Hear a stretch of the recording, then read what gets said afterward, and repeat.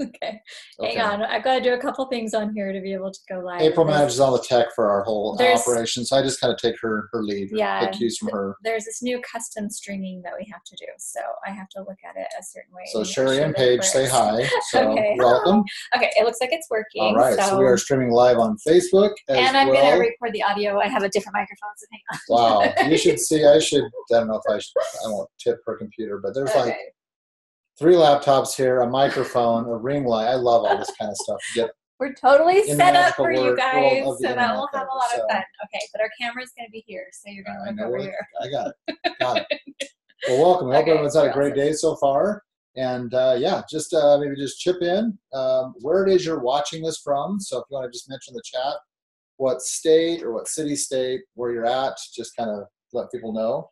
Got Northern California in here, Sherry, which is awesome. Not all of you at once. We've got Pennsylvania, Warminster, Pennsylvania. Is that close to Philadelphia?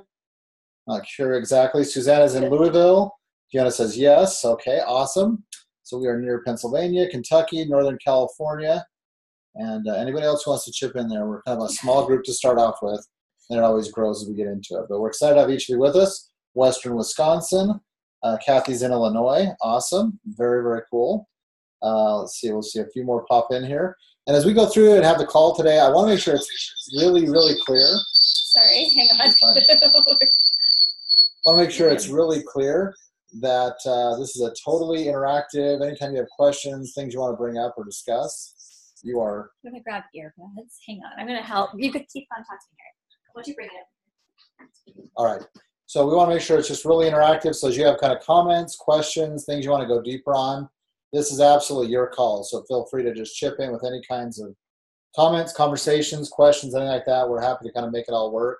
Since we are such a small group, it's going to be a lot more functional to do it that way. So let's see. And Sherry's saying, remind attendees to change it so we can all see their comments. Oh, yeah. I feel alone. I totally forgot about that. So yeah, so all of you, we do this at the beginning of all the webinars that we teach. If you will, look in the right drop-down box if you're on a desktop, or it might be somewhere on your mobile if you're on mobile. But just switch that over from all panelists to all panelists and attendees, and then you can type those comments in, and everyone in the class will be there. So thank you so much, Sherry, for bringing that up. Yes. Yeah, we want to make sure. So if you posted, you can repost where you're from if you want. And then maybe just be thinking about any kind of key concepts or questions you want to talk about during the call today. If you want to put those in the text chat, maybe put a couple question marks in front of them so we can know those are kind of questions coming up. You can send them private to us. You can send them privately, or you can send them publicly as well.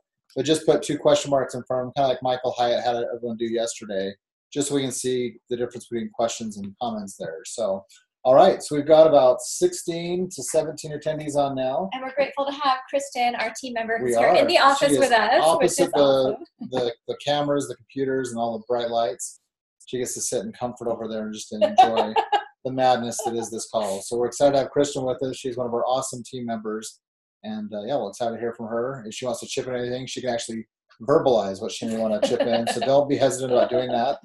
The microphone records from both sides, so that will work. All right, well, I thought we'd just kind of start off by just maybe sharing some kind of wins and accomplishments that you guys have had here during the last quarter since we last met, or over the course of the whole year today. You know, a lot of us came in through the Best Year Ever program.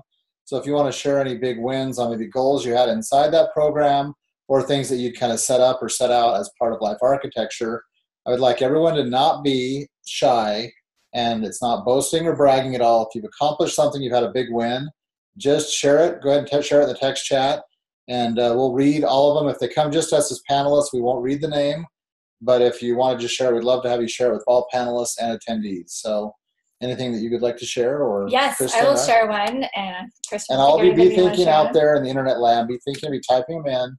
We don't want this to be just a one-person show or one-team show. So well, I love this from Javenta. She says, celebrated 22-year wedding anniversary in Orlando. One of my goals for the year. Awesome. Congratulations, Javenta. Okay, that's awesome. And I love that we're all working on our goals together. And mine have adapted a little bit. So one of my goals that I had set at the very beginning of the year was eating 12 servings of vegetables a day first before eating, any like sugars or carbs or whatever. And anyway, I've adapted that a little bit because I found that vegetables weren't sounding so good like at 3 o'clock in the afternoon. Or ever. Or like at 9 p.m. at night. I'm like, oh, I need 9 servings. I'm going to have, a bowl of granola or whatever. Anyway, but I read this new book that I'm loving. It's totally in line with all the same stuff that I love from Jonathan Baylor, but it's a girl named Kelly LeVeque, and she has a book called Body Love.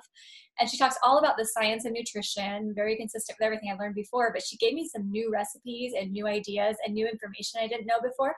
So I have totally been doing a better job eating healthfully, but what I've done. Oh, I just see a planner page coming. I'll show you. I don't even use my calendar on my paper planner because I'm all digital with Google, but I just put a little check mark. I started right August 1st. So I just put a little check mark. Sorry, I ate something almonds before I came here. Okay. Any day that I was, in having a streak. So Michael Hyatt had suggested that, where you have some way to track your streaks. So I thought, this planner is kind of a fun way to track my streaks. So you can see I've done it almost 4 weeks now. Way back. You need to go close. I've done it almost 4 weeks now. Hang on. You talk. Are you good? All right. And I just have a check mark. And then what I thought I could do is if I wanted to track another thing like, exercise or time with the kids or something like that, I could make it a different color marker and a different position on the calendar. So that way I could even make squares that I would check off. So I know, okay, I have an orange square once a week. I have a red square 3 days a week or something like that. But that was really fun. So for the past month, I've just been eating very healthfully. I'm not snacking. I'm not hungry. I'm not eating at night. I'm really taking care of myself. My energy's been better and I just feel good. So anyway, that's my win. Awesome. Good job. Okay. In the meantime, people have the time. We're going to read a few more. There's not as many out there as there are attendees. So I want everyone to think of at least one win. It doesn't have to be like you took over the world. Raise your hand if you're ready. That's right. So yeah, Chris has something there. So it looks like Susanna actually said they finally moved and only maintaining one place after a year and a half.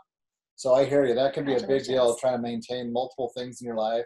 So getting it down to one home that you're excited about, you're maintaining that. That is awesome. Congratulations. Paige said our biggest win recently was getting our Renaissance Festival booth stocked and first weekend done with better sales than last year, hoping to keep it up for the next 6 weekends. That just begs like getting you on here and tell us a little bit more about that. That is awesome. So you're in a festival, looks like it's got multiple weeks on it, and that's awesome. So you got a booth that probably features a certain type of product or a certain type of offering. Got it all built, done, organized. That's not a small project in and of itself. That's huge. But then to be able to kind of put it out there in a way that has awesome sales and it's better than last year and hopefully getting better, that's awesome. So congratulations. That is great, Paige. Fiona just chipped in. She said, okay, so Q1 and Q2 were knocked out of the park in terms of goals. Let's just say that Q3 so far is a work in progress. That's okay. We're only halfway through it. And as April says, a day moving towards success is a success. Awesome. And you're a rock star, Fiona. That's awesome. So Q1 and Q2, that's even if Q3 isn't, so amazing. I think those of you caught Michael's call yesterday, he actually said something interesting I thought was actually really appropriate, I think, for all of us, whether we're running businesses or running our lives and families. But he said he actually was in a staff meeting with his whole team, his senior leadership, and he said that they realized that August is almost always, or it's July, I think he said, July is almost always one of their lowest and worst months as far as performance, sales, whatever it is they're trying to measure. And he said, we keep coming up with ideas and ways to make July just amazing, and they always fall flat. And then we feel discouraged and frustrated. He's like, what if we just accept July for what it is? It's a midsummer month, middle of the year, people are vacationing, and we put all of our best energy and thinking into other months where we already have the momentum, and just recognizing that July is kind of the transition from maybe an academic year to the next academic. It's like it's the summer. It's a break. So take a break. Let the trends do what they do, and put your energies into better places. So if Q3 or August, someone said August is the month when, I forget, I'm going to miss the phrase, but it's like where summer turns into fall and like everything's just kind of on pause while we're getting back into school. So you pick your month, July or your August, and let that kind of be the month. For us, we took a little bit of a break in July and we're back at it now in August, but we hear you. So if Q3 isn't quite at what you want it to be, you're just moving into Q4, which is going to be awesome. And Paige did say we make handmade wooden toys. Festival has an average of 15,000 people a day, and they earn a fourth of their income in 7 weekends. Holy cow. That is huge. So it'd be awesome. They just end up crushing it and they end up making a third of their income in those 7 weekends. That would be awesome. I love it. Good luck, Paige. That sounds like a great opportunity. Mary Miller. Wendy said, I got a great job. So, Wendy, Yay. please leave us on a cliffhanger. Tell us no details. Don't share anything about the job or what's exciting about it, what you do.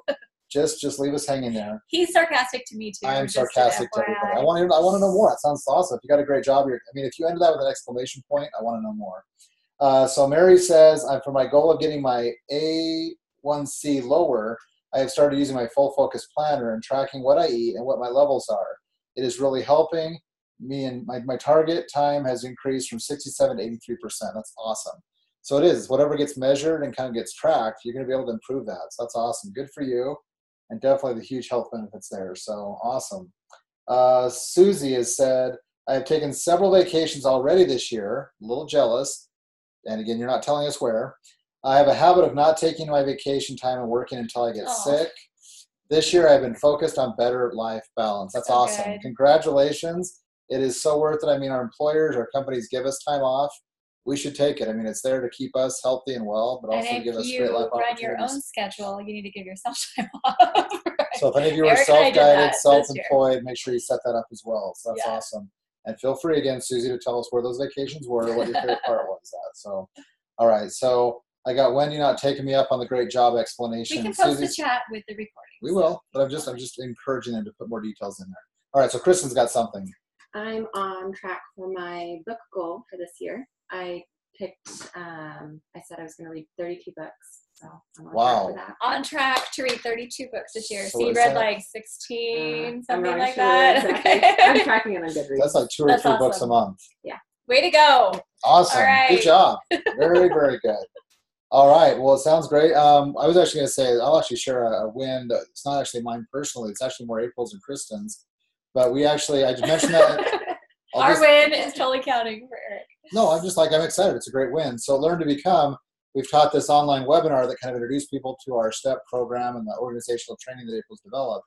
But we've been doing it in the web format. So we've kind of moved one win that we've all kind of shared in. So we've moved that from just a live to we've moved it to an on-demand or an evergreen type webinar or a class. So it makes it a lot more accessible to a lot more people, especially those who are working during the day. They can catch that class when they can catch it and kind of come into the program. So we've seen a lot of great people come into our community in June, July, and August now that's up there. So we're really excited about that. And then Kristen has done a great job of taking one of our recordings that was really good and making it even better, transcribing it, kind of putting it into a PDF or kind of we were debating whether we should call it a book or a mini book format. You can show if you want. I'll show you. I'll share my screen. The latest version? I'll just share the first part. Okay. I won't share. So anyway, Kristen has done a great job taking that and actually making it into a PDF. People can scan through and actually get the whole content of the class we teach, in 10, 15, 20 minutes, depending on how fast of a reader they are. So it's just a much easier way of making it more accessible, more consumable. So April's going to do a quick screen share. And I saw that Wendy actually chipped in with what her job involves, okay. So I'm excited to get back to that. But yeah, so this is kind of the PDF, kind of a title page, an index, and then Kristen's taken all of the key components we have and all the key images that we use in the class and just turned the class that maybe many of you have gone through with us as you came to find us at Learn to Become, put that into a PDF. So it would be something great that even our existing members could share with their friends, saying, hey, there's this class I went through, but here's the PDF version of it. So huge we're labor. Really excited. Yeah, Kristen has done a great job. Labor of love here. I mean, this is amazing. So absolutely. Really, so that's really been kind of fun as a little bit of a win there. So awesome. So I need to get back to the chat. Exit full screen. Yeah. There we go. Okay, so let me just go quickly, then we'll move on. Wendy said, I've been looking for a job for more than a year. You already read that. Yeah, I was going to say, you want to read that. Okay, after lots of career transition, just got a statewide director's position for network relations at Anthem. Awesome. Congratulations, Wendy. That sounds great. I was going to say, when you're looking for a job, finding what it is you want to do and be able to find a job you're excited about, that is a huge win. And Susie's saying, LOL, fine, here you go. 2 vacations and 1 long weekend, Hawaii for a week with the whole family, kind of a neat vacation after that vacation. Carlsbad, California, and the Grand Canyon. Awesome. That is huge. And Fiona's throwing out a huge kudos, congratulations to Kristen. And she came into panelist. So Joy, I don't know if we can. Oh, now that I just read. No, I said her name. She had a vacation. All right, she had a milestone, a Maui Maui vacation. Oldest child turned 21. Our youngest graduated high school. we're getting ready to be empty nesters. So holy cow, and celebrating 25 years of marriage. So congratulations, Joy. That is awesome. Awesome, awesome. And yes, Sherry, we can give that PDF to our STEP members too. I think we'll probably post it inside the membership Absolutely. area. Yeah, once it's all finalized, it's nearly done. We'll put that in the STEP program so you guys can go back and use it as a refresher of the 4 steps in the class. And if you want to share it with any friends who, it might actually be a great way to introduce friends to the STEP program for those who are interested. Yeah, so really that'll be great. Let's see. Because we want to change the whole world, right? Get everyone totally April organized. is slowly trying to take over the world. I think it's a nefarious plan. Because it makes you so happy. I'll back her on it. Wendy said, also lost 15 pounds after having this goal for 7 years and never achieving it. Job. I've learned not to focus on too many goals at the same time. Awesome. And that's phenomenal, right? I mean, we have a goal, and I've been in that same boat where you want to lose those last 10, 15, 20 pounds. It is hard. I'm not there yet, so I might need to get some tips from you on what it was that worked He this just time. needs chocolate that has no calories. And then So if any of you can develop that, I will be one of your first buyers, but you will also be a multi-billionaire I have very this quickly. new coconut oil chocolate concoction you freeze that I think you might like. Okay. Just let me put it out there, and you guys can comment quickly in the text chat. When someone leads off with what their substitute for chocolate's going to be, they use coconut-based, concoct, like all those words. Every word just screams, I'm not chocolate. I'm not anything near chocolate. Cocoa. So if you agree, maybe you need to work on that sales presentation. I have a very close chocolate substitute. That's true. A very close substitute. You're going to love. Anyway. You won't even be able to tell the So difference. Wendy, share with me your tips. We'll work there. Put that in private to panelists if you want, or share them with the whole group. Julie said, my goal for Q3 is being reached this week. I leave for a trip to Germany and Austria Friday that has been a bucket list item for me since high school about 45 years ago. That is awesome. So yeah, and maybe just share with us what you're going to be doing in Germany and Austria, if it's a vacation, or if it's something work or travel or study abroad type base. That is awesome. So very, very, very cool. So it looks like you had some great accomplishments, some great wins. And I know we've taken 15 minutes getting into those, but I think it's really important to step back. You know, Michael says it, I think a lot of other people who are trainers and coaches will say it, just taking time to reflect on what it is you've done, even if you didn't hit a goal. And he talked about that a little bit. I think actually Javenta asked the question in there saying, what do you do if you got a partial completion or only met the goal part way? It's like, is it progress or is it not progress? And I think in every case, it is, right? We're making tremendous headway. Even if we didn't hit this level we set, if you're here or here, it's much further ahead than where it used to be. So awesome. All right, anything else you want to say? You look like you had something on your mind. I'm just okay. Here. So I'm just going to actually open it up now, and Paige is absolutely right. There is no chocolate substitute. So if you lead off with concoction or coconut, it just steers me away from blessed chocolate. So I need to work on that. All right, I want to open up just a little bit and just see if there are any questions or things that we could be helpful on with regard to the Best Year Ever program, the things you've been going through from the first week or two that he opened up in January, the modules you've gone through.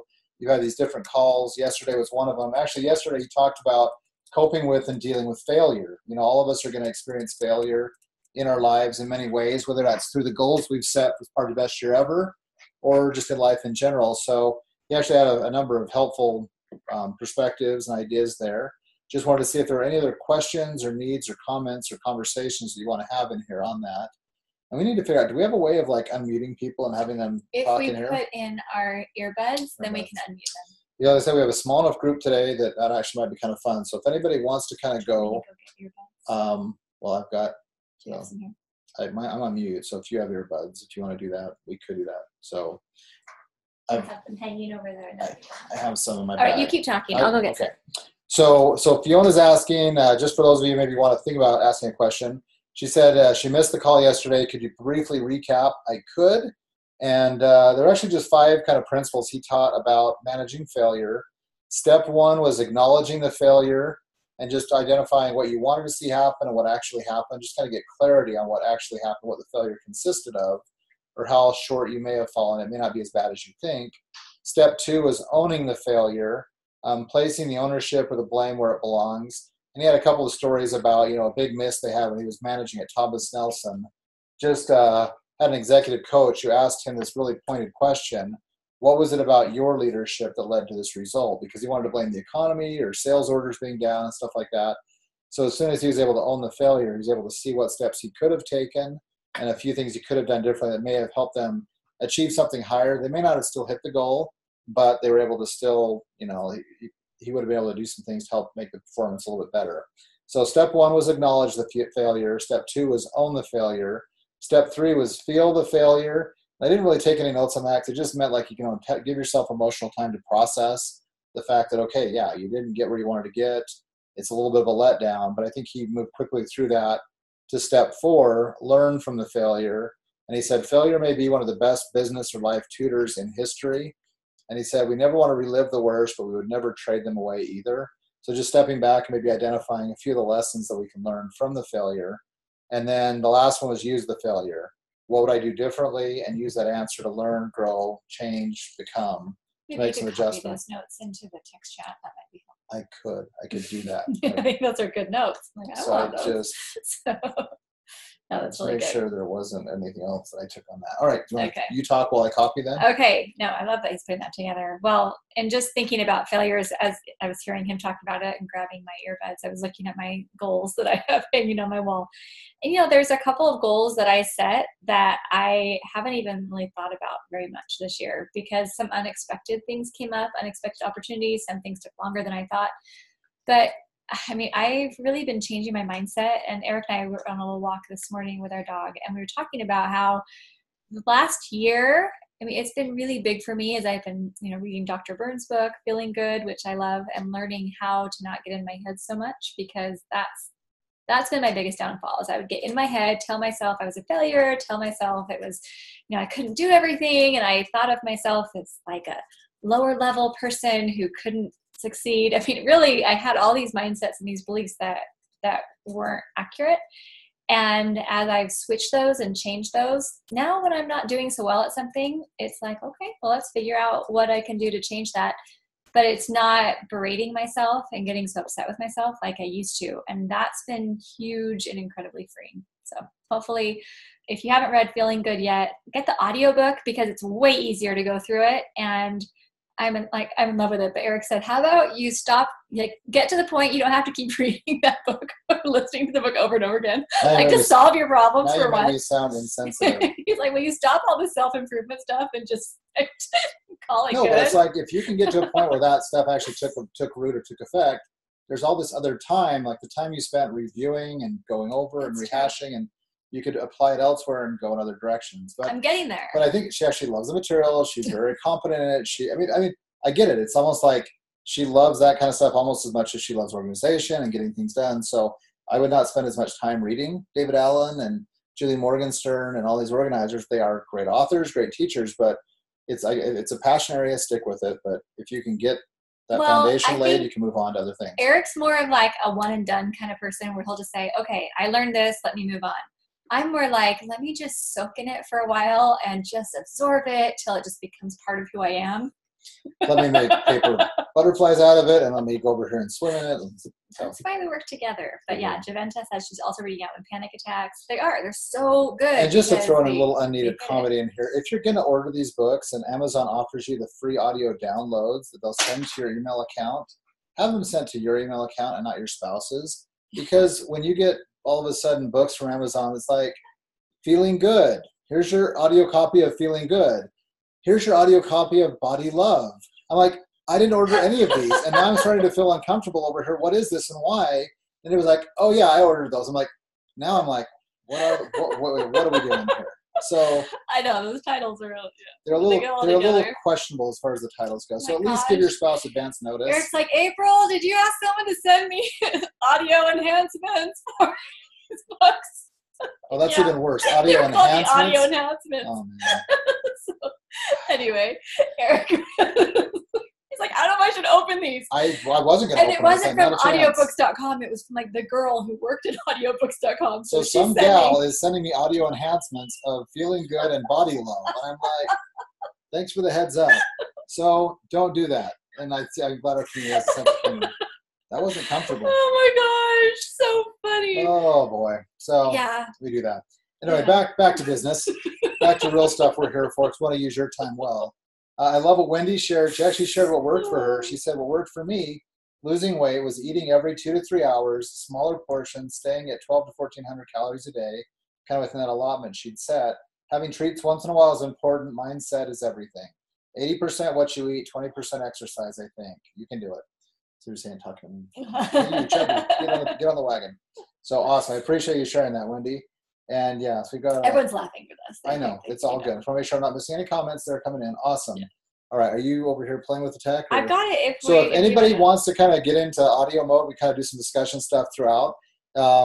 You're welcome to do that. You can kind of raise your hand or let us know in the text chat, and make sure that we are all able to connect up. For anybody who wants to kind of come in audio and talk a little bit, if you've got kind of your earbuds in and a microphone where you're at, it'd be kind of fun to have some conversations. Do you have some specific questions you're going to be? We're going to be talking about some. If there's anything I want to talk about more in depth from Michael, or any wins or things they want to talk about, I'm happy to have an open forum to talk about those things or anything else. So, and again, we're getting a request for everyone to share their comments with all panelists and attendees.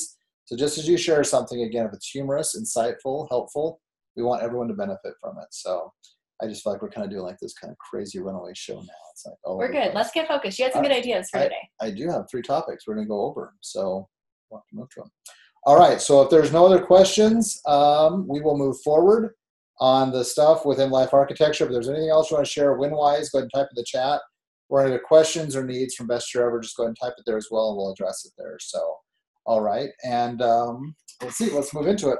All right, so there are 3 concepts of Life Architecture. They have the next 3 inside the platform there. I wanted to spend some time just kind of having a discussion on, so I'd love to have you guys feedback with things that might be questions you have or things that might be unclear. But one of the next areas after we've kind of talked about 50-year plans, we've talked about personal Hall of Fames, foundational documents, and foundational documents are kind of the first 3 things we've covered. That's kind of the bigger picture, the stepping back, the 30,000 foot view of your life, right? You're stepping back saying, okay, what do I want to be doing over the next 50 years? What are the documents that are going to kind of shape and have shaped who I am and what I am, and that I hope will continue to shape who I am? And so we want to kind of step into other resources that you can draw upon to kind of make that view, then that perspective become more clear. And then we actually have it start hitting the rubber hit the road right now. So the first thing I want to talk about is this idea of a personal board of directors. I know that might sound like a really kind of a weird concept or a stretch, because boards of directors are meant to be parts of companies and large organizations or nonprofits. I'm just one person, or my family's just one family. How would we possibly have a board of directors? So does that sound weird to you? No, I think it sounds great. I have a mental board of directors. Okay. So why don't you share a little bit about that? I'm curious what your so they're actually people who I know, which, as we talked about your board of directors, that's typically how you think of it, and right? We'll talk about the variety of places that can come in. And as we're going into this, before she shares this paradigm, I would like everyone on the call right now, I want you to write down on paper, you can put in the text chat if you want, 4 to 6 people, 4 to 8 people you would love to have be one of your directors on your board. They can be people you know, but they can also be people you don't know or don't know yet, or people who are kind of public figures, right, that are kind of out there. Because we're going to talk about how you can actually get them into or being onto this board of directors. Even a historical person, like in your personal Hall of Fame? 100%. Okay. So who would you like to have as part of your board of directors, living or dead? And I will tell you a magical way to do that. Okay, so just the way that I've been doing it, and Eric and I haven't talked a lot about where the direction he's going here, is that, I think all of us have times in our lives where somebody who was close to you does something that maybe breaks that trust, or you had a relationship and you were hurt in the relationship, or there's someone who wants you to do something and you don't feel comfortable. So all of us are going to come across people in our lives who we really feel like don't have our best interests at heart. Yeah. So what I do is I have in my mind a few people who I know from my life, knowing them or engaging with them, that they do have my best interest at heart. So I just have them, I just picture them all kind of sitting at a little table and being here in my head. And then when a question comes up where someone's asking me to do something where I don't feel good about, or I'm in a situation where it's high stress and I'm really frustrated, I just pause for a second and I imagine if I were sitting down with my board of directors and I were asking them what they would recommend, I just picture what they would say. And what happened is whenever I would start second guessing myself or feeling like, oh, I should just let this person do it, or I should just, whatever it was, I would picture my board of directors, and would they be saying, oh yeah, you should absolutely do that? Or they would be, or would they be saying, okay, April, you're crazy. Like, no, get away from that situation. That's not healthy for you. the people who genuinely care about me. And so that helped me through a lot of years where there were some hard things I had to go through. And I would just picture a board of directors, and they just helped me kind of make that the best decision that would lead towards a future that I actually wanted to live.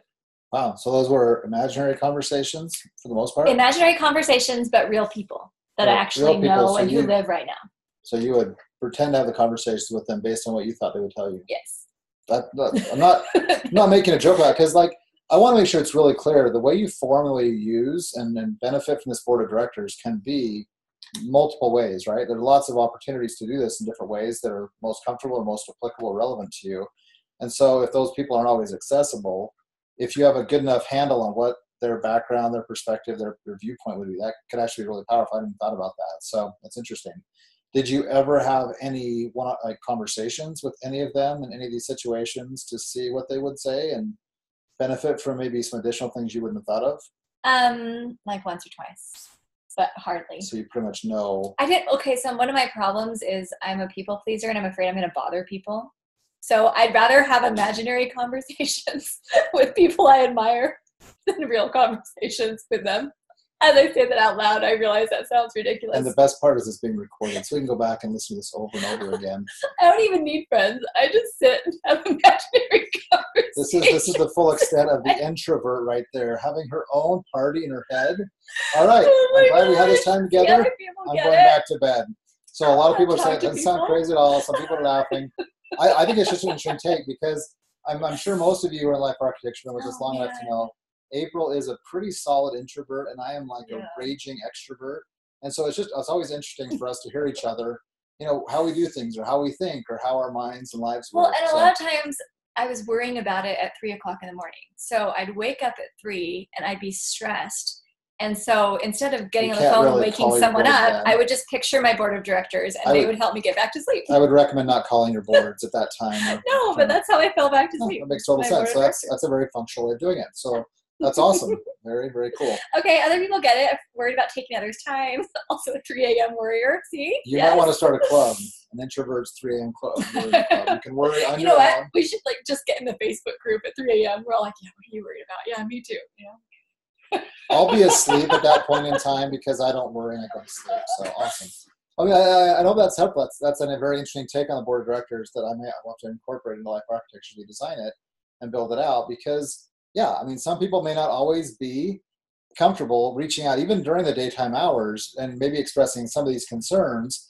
And that might be an indication that maybe not be the right fit for a board of director, or maybe they're not always accessible. So if you can have these kind of, I won't call them imaginary conversations, but imagined or kind of projected conversations, that could actually really help. Well, with a historical figure, that's what it would have to be if the person's not alive anymore. You have real conversations with people who are not alive anymore. Okay, this is going to get very interesting. It's going to be awesome.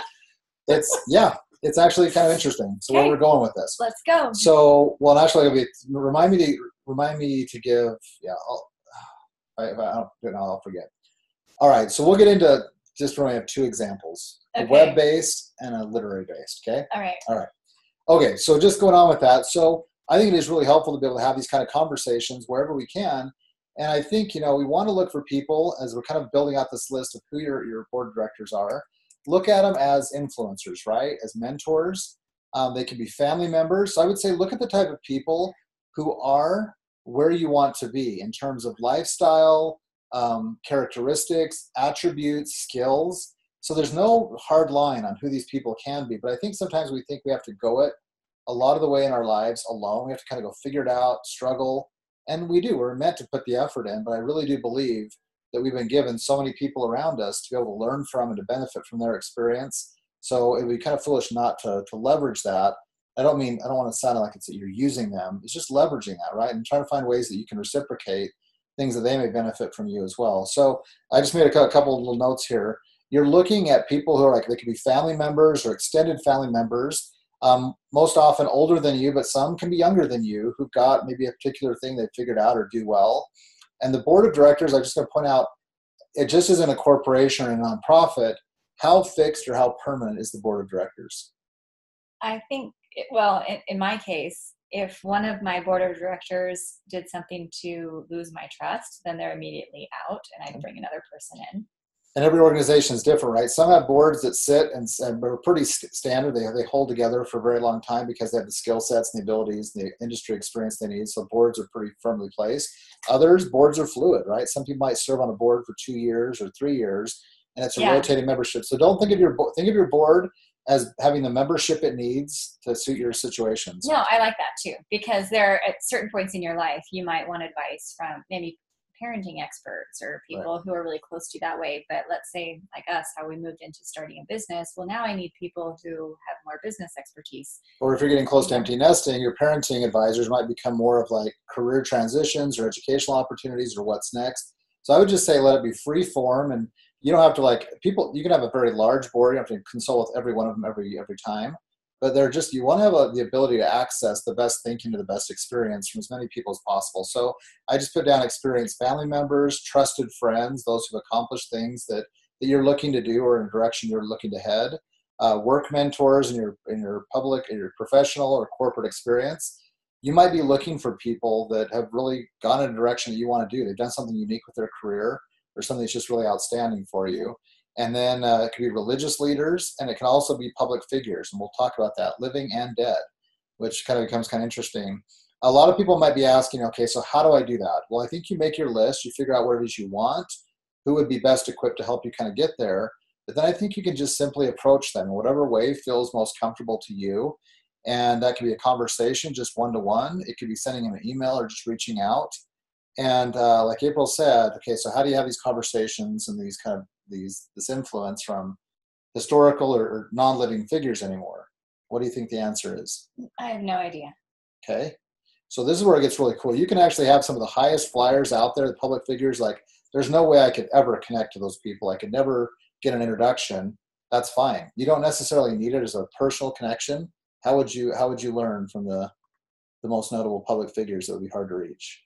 Read what they have written. So I think, you start studying them, right? You read what they've written. If they have any kind of videos or any interviews that are done about them, you go start to study and you learn from them.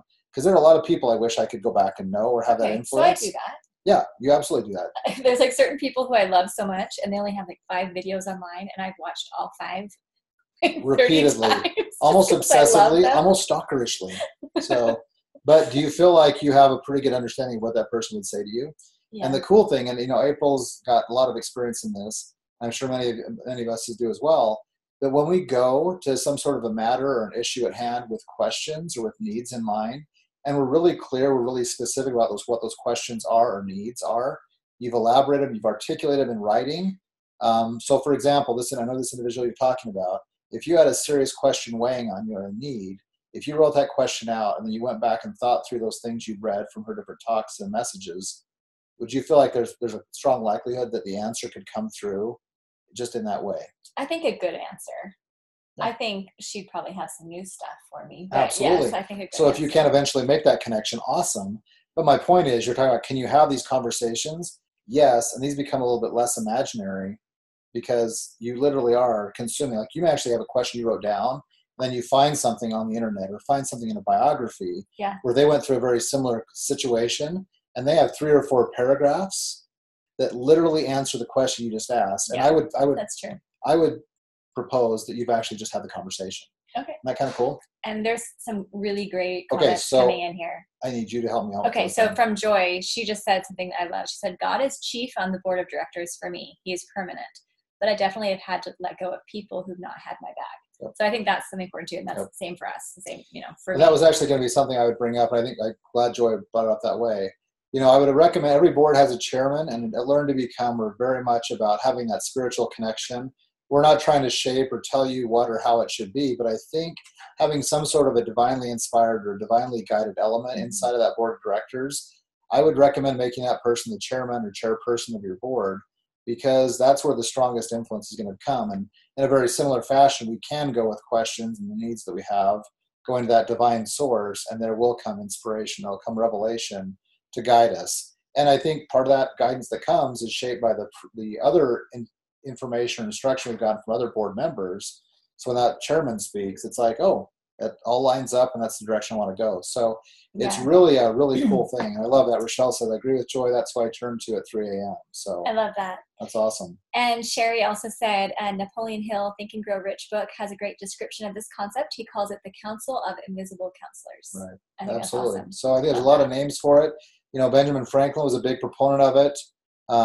Some people will kind of parlay it into the idea of kind of a mentor mind or a mastermind. Benjamin Franklin actually called it junta, the meeting in Latin. And so there's a lot of ways to kind of bring these people together. They don't all have to come sit in a place at the same time. We don't actually hold a formal board meeting because that can be weird and awkward. Like, let's go over the different elements of my life. But I think you can approach them on a one-off basis or just individually, and it can become really, really powerful. So I just had a little bit of we talked about the who, the how, and the why is really just to share parts of your architecture and get their ideas, their mentoring, their guidance to kind of shape and refine and improve your blueprints of the architecture of your life. And so it becomes really powerful. And I think there's a lot of things that come from that. New connections, new ideas, new relationships, new opportunities. They're going to come as you go outside kind of the typical comfort zone that we have, developing and designing our lives. As you reach out and share with other people what it is you're looking to achieve or grow into, it becomes powerful because like, oh, well, have you thought about this? Or there's this idea I had, or do you know this person? And all of a sudden the blueprints get a lot more robust, the design becomes a lot more beautiful, I would say. So if anybody has any comments you want to share or any questions, if you want to just either raise your hand or let us know here in the text chat, then we could unmute somebody and we could have a conversation. We could make you a victim here. We have our earbuds here. So if anyone has either a question about this for the group that you want to open up, or if you want to just discuss something. Yeah, and if you have any questions, feel free to type in the chat or any kind of other comments or questions, kind of viewpoints on this. I'd love to hear kind of, as you've heard what we've thought about this or what we've said, what you would recommend or what you would suggest. Because, April and I aren't the only ones that come up with ideas that kind of shape what life architecture looks like or feels like. So if you have any other thoughts or viewpoints, suggestions, I'd love to have you share them. And I'd also love to have, if that's maybe too much, just share maybe a description of 3 of the people that you're looking or you're going to put on your board. You don't have to say their names. You can say, okay, I have this great uncle who's amazing for this. Or do you want to share one of your people? Yes, right on the spot. I want to just be right there. I think about that for a second. Is the author of How Will You Measure Your Life on yours? He quite well could be, yes. So, yeah, many of you know I love the writings and thinking of Clayton Christensen. So I've had a chance to meet with him a few times. Fiona's saying the audio is kind of weaker. Is there a reason for that? Are you plugged in on a microphone there? Oh. Sorry, it's going to make our microphone right here. So thank you, Fiona, for keeping us in line. Thank you. April plugged in her headsets that have an Apple mic on them, and we're not using Apple mic yet. So yeah. Thanks, Fiona. Okay. All right, we're back. So yeah, so I had a chance to interact with him a couple of times. We've had a couple of meetings with him just as we've gotten to know him.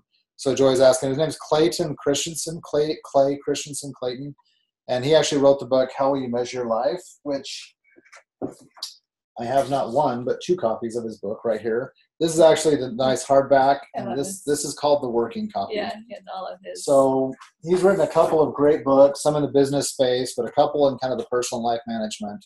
But anyway, he just has some great things in there, and we've had some conversations. We've been fortunate to have a couple conversations in person and via email, and just a great influence. I mean, a lot of the things, I won't necessarily go to him and try to ask questions personally because he's busy and has a lot going on, but there are a lot of things that because I've read his books and because we've had some interaction there, kind of like April, I can kind of think through the things I'm thinking of in the way that he would think through them. So that's one for sure. And definitely, April and I believe in God firmly, and he is the chairman of our board. There's actually a couple of historical figures that I love. Benjamin Franklin, I actually love reading some of the stuff that he wrote and just the way he went about living life. In fact, just the way he organized a lot of things, his ideas, innovations, public service, the things that he did in his personal life. It's just kind of interesting how he kind of tried to improve himself. So, and so you were making some lists, which I love. Yeah, so, and Kristen put in the name up there for us. So Clayton Christensen, so Kristen's got it there. And Michelle's saying God, my mom, my grandma, and 2 of my coworkers. Awesome. I love that. And as you're putting in a few of these people, just let us know what it is that you'd love to learn or get from them. As you put someone down, there's probably a reason why you put that person down at this stage or this point in your life. And it'd be interesting for us to maybe just share about ideas what it is you're looking to get from that person. Why is that, why are those two coworkers on there?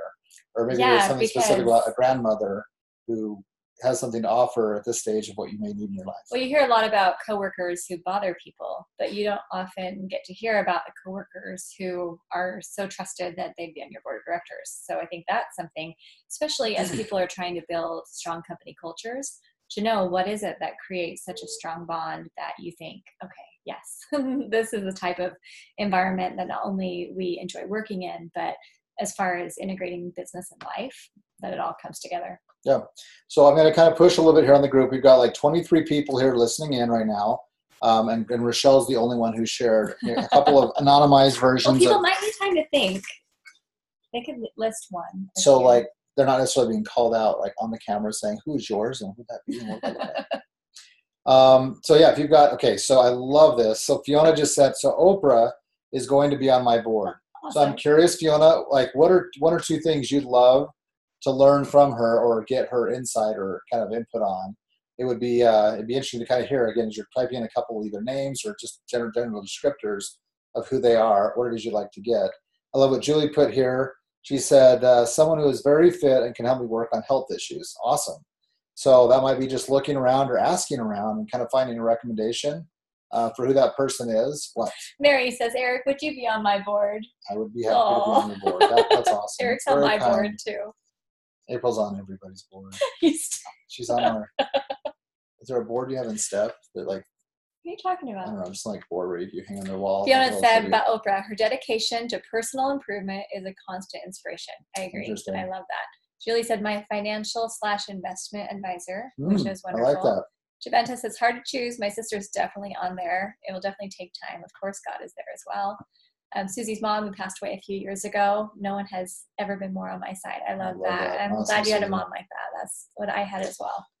Yeah, and it's kind of interesting because I think, and depending on what your religious or personal faith beliefs are, I think there's actually still a way for the connection to kind of go on between humans, family members especially. So, when April lost her mom to Alzheimer's, I kind of just told her, and I wasn't trying to make this up, that I think the connection will actually become stronger because, through that passing to the other side, I think there's that influence that can still go on because I think they still have a very vested interest in our well-being and our growth. So yeah, it was hard because the last 4 or 5 years especially, she wasn't able to communicate or really remember and have that kind of interaction she'd had. Yeah, she forgot my name and wouldn't know, anything. Yeah. She could communicate. I won't speak for April. I think, in the years since they've lost her, I think there's been some great connections and inspiration. Well, just last week we were at a conference in Arizona, and there was a woman there at the conference, and she was just talking with me. I don't know how we got on the topic, but I told her how I'd lost my mom, and she's like, "Oh, I'm so sorry. You must miss her so much." And I was like,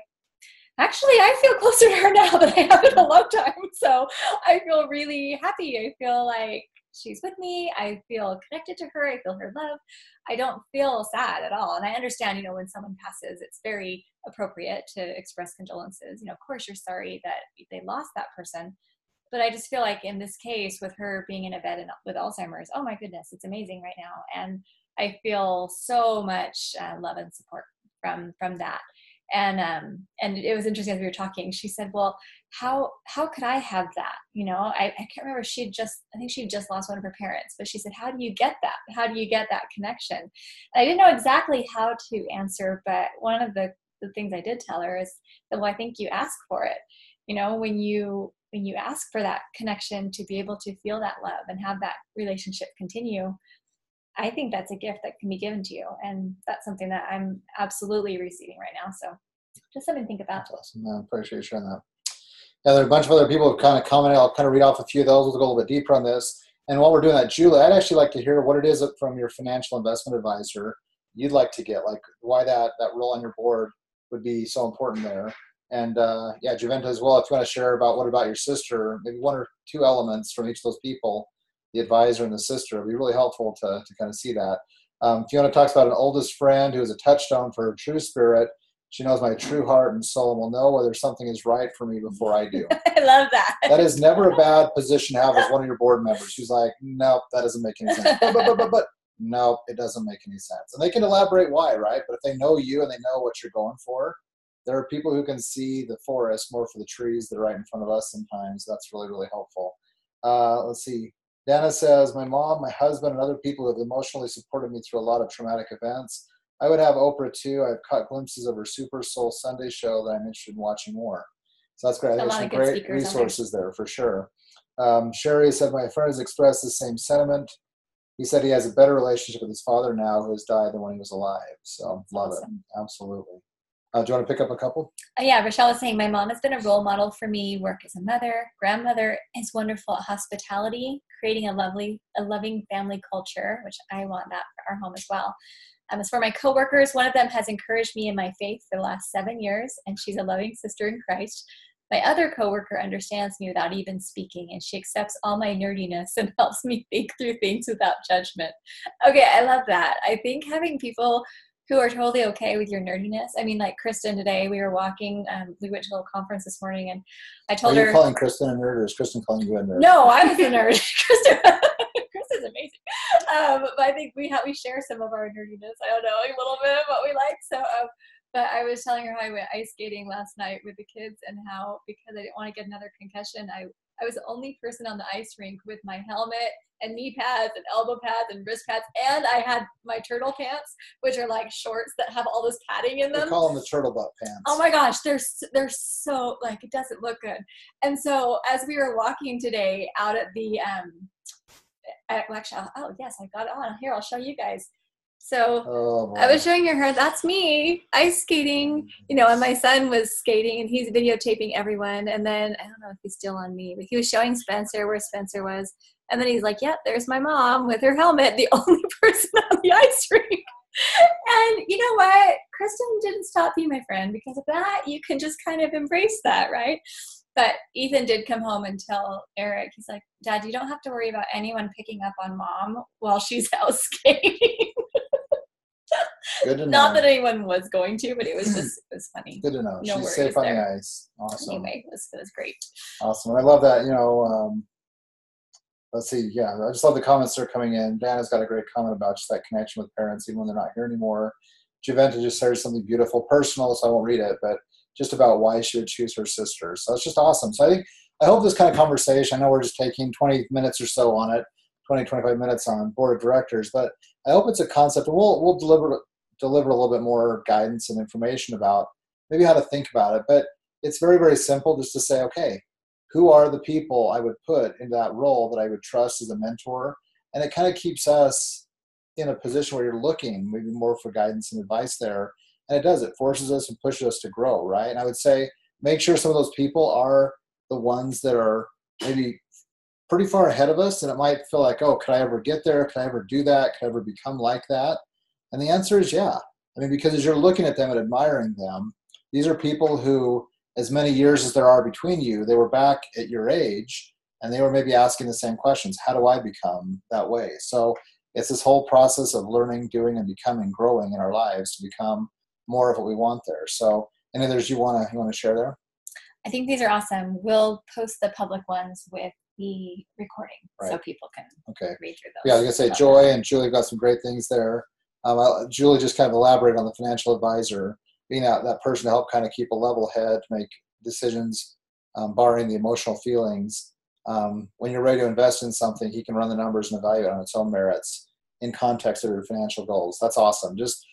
Cooler heads prevail, right? All of us become kind of excited or emotional about certain things, different things, and having a few level-headed board members probably keep companies and organizations from going into crazy directions. So that's awesome.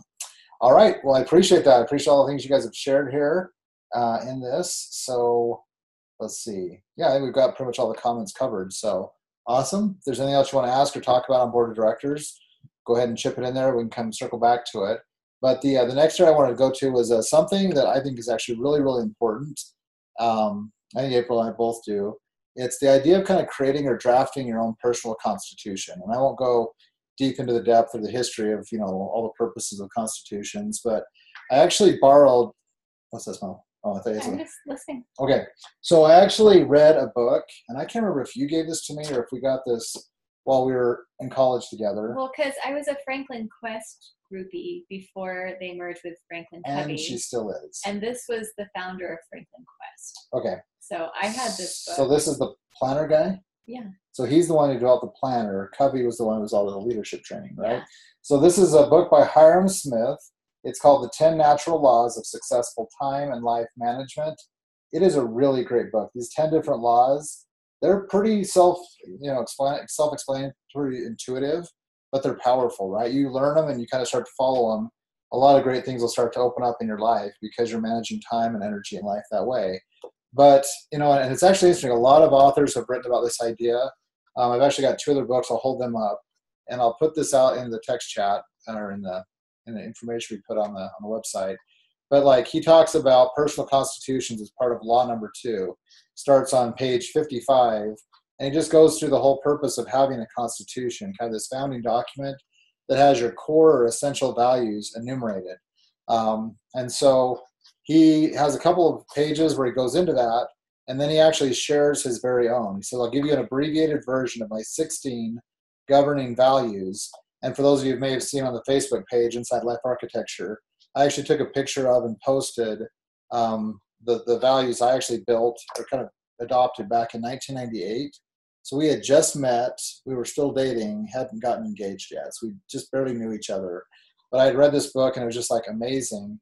And I feel like a little bit of the plagiarist because 95% of what I adopted back in 1998 are this guy's because they are so good. And Joy's asking what was the title of the book again. So it's The 10 Natural Laws of Successful Time and Life Management. And Kristen just dropped me in there. She's on top of her game. Awesome. And it's by a guy named Hiram W. Smith. But so I put it out there, and I just reread it over again yesterday, comparing it to Hiram Smith. So I literally changed maybe 5% of what he had written because what he'd articulated, the values he was shooting for, were very similar to mine. So I actually put it out on Facebook. So if you'll actually read this, it's out there. But I'll maybe just read the headings because I just love where he was going and the things he was focusing his life on. So number 1 was I love God with all my heart, mind, and strength. Number 2 is I love my neighbor as myself. And so for those with maybe a biblical background, you'll recognize those first 2 are the 2 great commandments that Jesus Christ taught during his life. And so he puts those right at the top. I'm like, that's a great place for him. Number 3 is I obey all the commandments of God. Number 4 is I am humble. And keep in mind that as you write this constitution, as you elaborate these values or this vision and mission statement for yourself, you're writing it more as an aspirational document. It's not that you are all there yet, but this is what you're trying to become, what you're trying to grow into. So as I read these, this isn't me saying, look how self-descriptive I am. I'm so humble. It's the ideal. Yeah. Just making sure that's clear. Wow. Good job. Are you saying you're humble or I'm not humble? No, I was kidding. All right. So number 5 is I am an outstanding son, brother, and friend. And this is actually one of the sections I changed entirely because he wrote I am an outstanding husband and father. Well, I was unknowing then. I was months away from becoming a husband still and a father a couple years away. So that was, I adopted it to be a son, a brother, and a friend. Number 6 was I honor the standards of my father and my mother. And I think he'd actually written he respects I guess his parents had passed on when he wrote his. So mine were still living. And his was about his heritage. Yeah. Heritage. Yeah, his was more about his heritage and mine was more about the living example still. Number 7 is I foster intellectual growth. Number 8, I am honest in all things. Number 9, I actually added in. I don't know why. It was the one thing I added in, but it was like, I am a well-rounded individual. And under each one of these headings, I just have, 3 or 4 sentences that go into greater detail that kind of create that vision of what that would mean for me in my life. So just being a well-rounded individual, being able to look for opportunities to balance your life, devoting time to service, being outgoing and friendly, learning from new people and experiences, and challenging myself. So I don't know why I wrote an additional section there, but nothing else. I like that. Number 10, this goes back to some of the stuff that Smith had used. I use excellent speech. Number 11, I maintain a strong and healthy body. Number 12, I value my time. Number 13, I am financially independent. Number 14, I have a period of solitude daily. Number 15, I change people's lives. Number 16, I listen well. And number 17, I have order in my life at all times. And as I actually went back and reread this, I've read it many times each year, as I've gone through the last 20 years, but it helps you kind of see where the gaps still are. and what you're aspiring to. But it also gives you a chance to see how much you've grown or how much you've changed. And so I'm going to kind of encourage you guys to maybe go check out a couple books from the library if you don't own these. So I'll hold them up, and then I'll come back and I'll talk about kind of what the reflective power is here. But as you guys have questions, ideas, feel free to chip them in here. The second to last was I listen well. Number 60, that was a question that just came in. And so Hiram Smith, in the book, he calls this a mission or a personal constitution. I actually was going through some of the books I keep right by my desk, the ones that have kind of shaped me. So Stephen Covey and his 7 Habits of Highly Effective People, it's on page 128. He calls it writing and using a personal mission statement right there. And so he goes through and gives some examples. And he actually walks through and has a slightly different framework of kind of articulating your values and where you want to go. Because is his mission statement just one statement, or it's articulating values and then creating a one-liner? So he actually has distilled it down into a one-line statement that's his mission. Okay. So some people suggest doing that, but he it's actually, based on his values. It is. It's very much based on his values. And I'm just going through this. Yeah. He has a mission and it has several values, and it has roles underneath it where he fulfills those values. So there's no right or wrong way to do this. I think it's whatever makes the most sense for you. Chris is doing a great job here. She's like keeping track of my personal insanity. So if you're with Hiram Smith, it starts on page 55 of the 10 Natural Laws. So Kristen just put in the 128 for Covey. And then actually, if you have Michael Hyatt's Living Forward, that's one of the books that he wrote just before Best Year Ever. His whole chapter 6 is called Chart the Course. He calls it more of a life plan. And so his approach is a little bit maybe less detailed or descriptive, but it's still an interesting approach to kind of study. So again, 3 great thinkers out of probably 8 or 10 that I've read on this idea of kind of formulating what your personal constitution or your vision or mission statement should be. But I think it's just really, really powerful. In fact, Covey actually has a workshop, one of his leadership training workshops they went through. I can't find where I got the thing from, but I have actually kind of a 6 or 7 page photocopy. I probably should not have it, but it's just kind of going through and creating your own mission statement. So it's like just the prompts of kind of going through some things. So I might share some principles from that, kind of personalize them so they're not copied or plagiarized, but I just kind of actually have that sitting in my foundational documents folder right next to this. What I will share is another quick document. Sorry, I went off screen. As I was going through my binder, I actually found something else that I called my governing values, and kind of the things or the people that I valued the most. And so there's actually 13 of those. And so you'd think like, well, you've got too many documents, you're kind of all over the place. But it's interesting because this actually, I think, came after the personal constitution. They were just things I wanted to kind of write it in a different way. And like I said, I don't think there's a right or a wrong way to do this. But as I didn't even think about what I would put in here. But you didn't think about what? Well, I didn't think I was going to put in the call here. So I'll go ahead and read them, not having edited. But like governing values, number 1, just talk about God the Father and Jesus Christ and the Holy Spirit, and just being connected to those things. And I have some statements in here about the way I would live my life based on those. Number 2 is family. And so I think I actually wrote these values to kind of go in terms of if something had to conflict or compete with each other, which one was it and which one should win.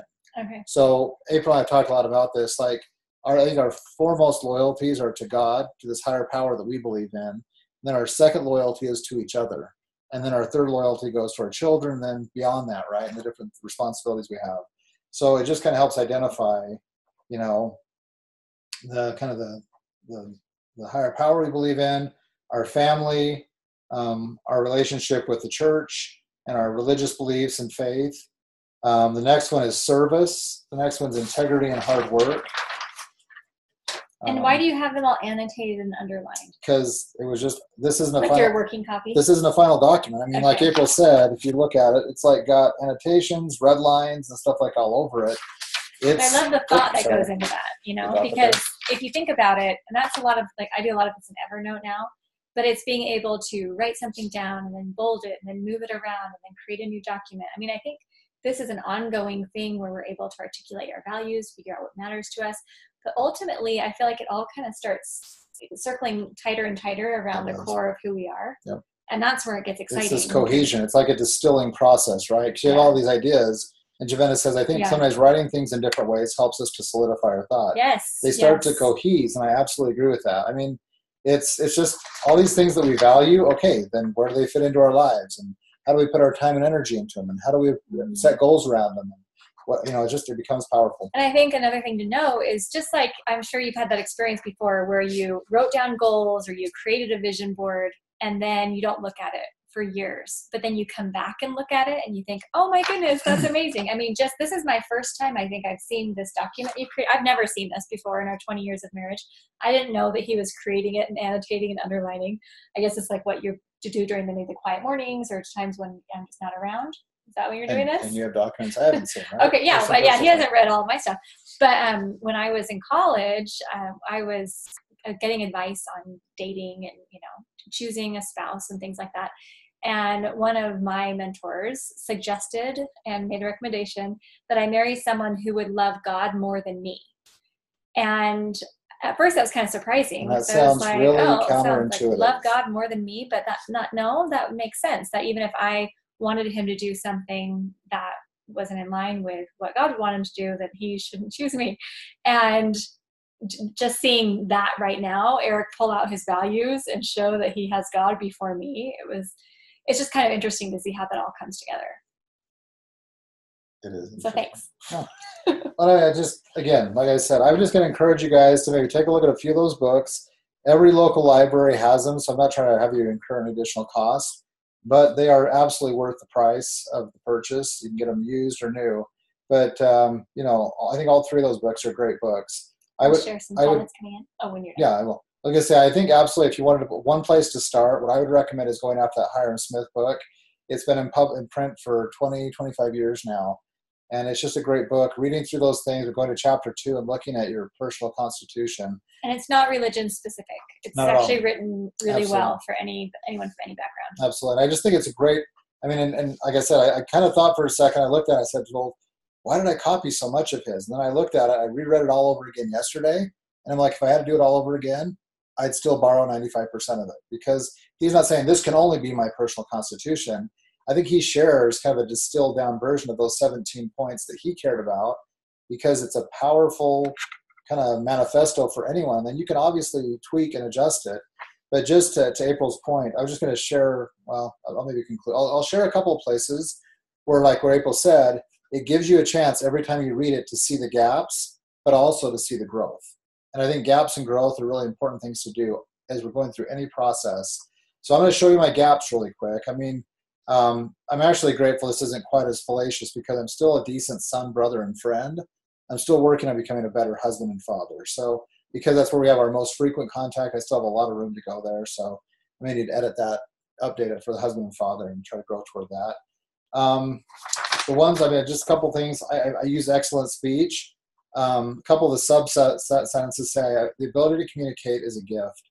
I never use profanity. I use the best English and grammar I know. When a concept is served well, people listen, learn, and grow. So I want to be able to become better at articulating ideas and thoughts. And occasionally, just for emphasis, I'll throw in a darn or a heck, the non-darn or heck version. And I probably should drill back. I never used to do that. Maybe I've gotten a little bit lazy there. So. And then our kids will quote him, like, kids! I use it more for comic relief than anything. It really is. He doesn't use it when he's mad. I'm not a swearer. I maintain a strong and healthy body. Gap. As we talked about earlier, it just talks about maintaining my governing values is not possible without being in excellent shape. I eat, sleep, and exercise in such a manner as to maintain a high level of energy. I take nothing into my body that will in any way detract from my ability to perform at my peak on a consistent basis. I eliminate negative energy and stress. And there are many of those that I do pretty well, but the eating and the exercising and making sure we take into our bodies, I don't take any drugs or alcohol, things like that, but the amount of sugar and stuff that I intake, I could probably work on addressing and just, again, make improvements. I'm not saying giving up chocolate. I've just stopped trying to control what you eat. But I mean, it's, and having a period of magic solitude daily. He actually has 3 hours daily, 5 a.m. to 8 a.m. And I wrote that into mine, but I probably do a lot less than that, maybe an hour.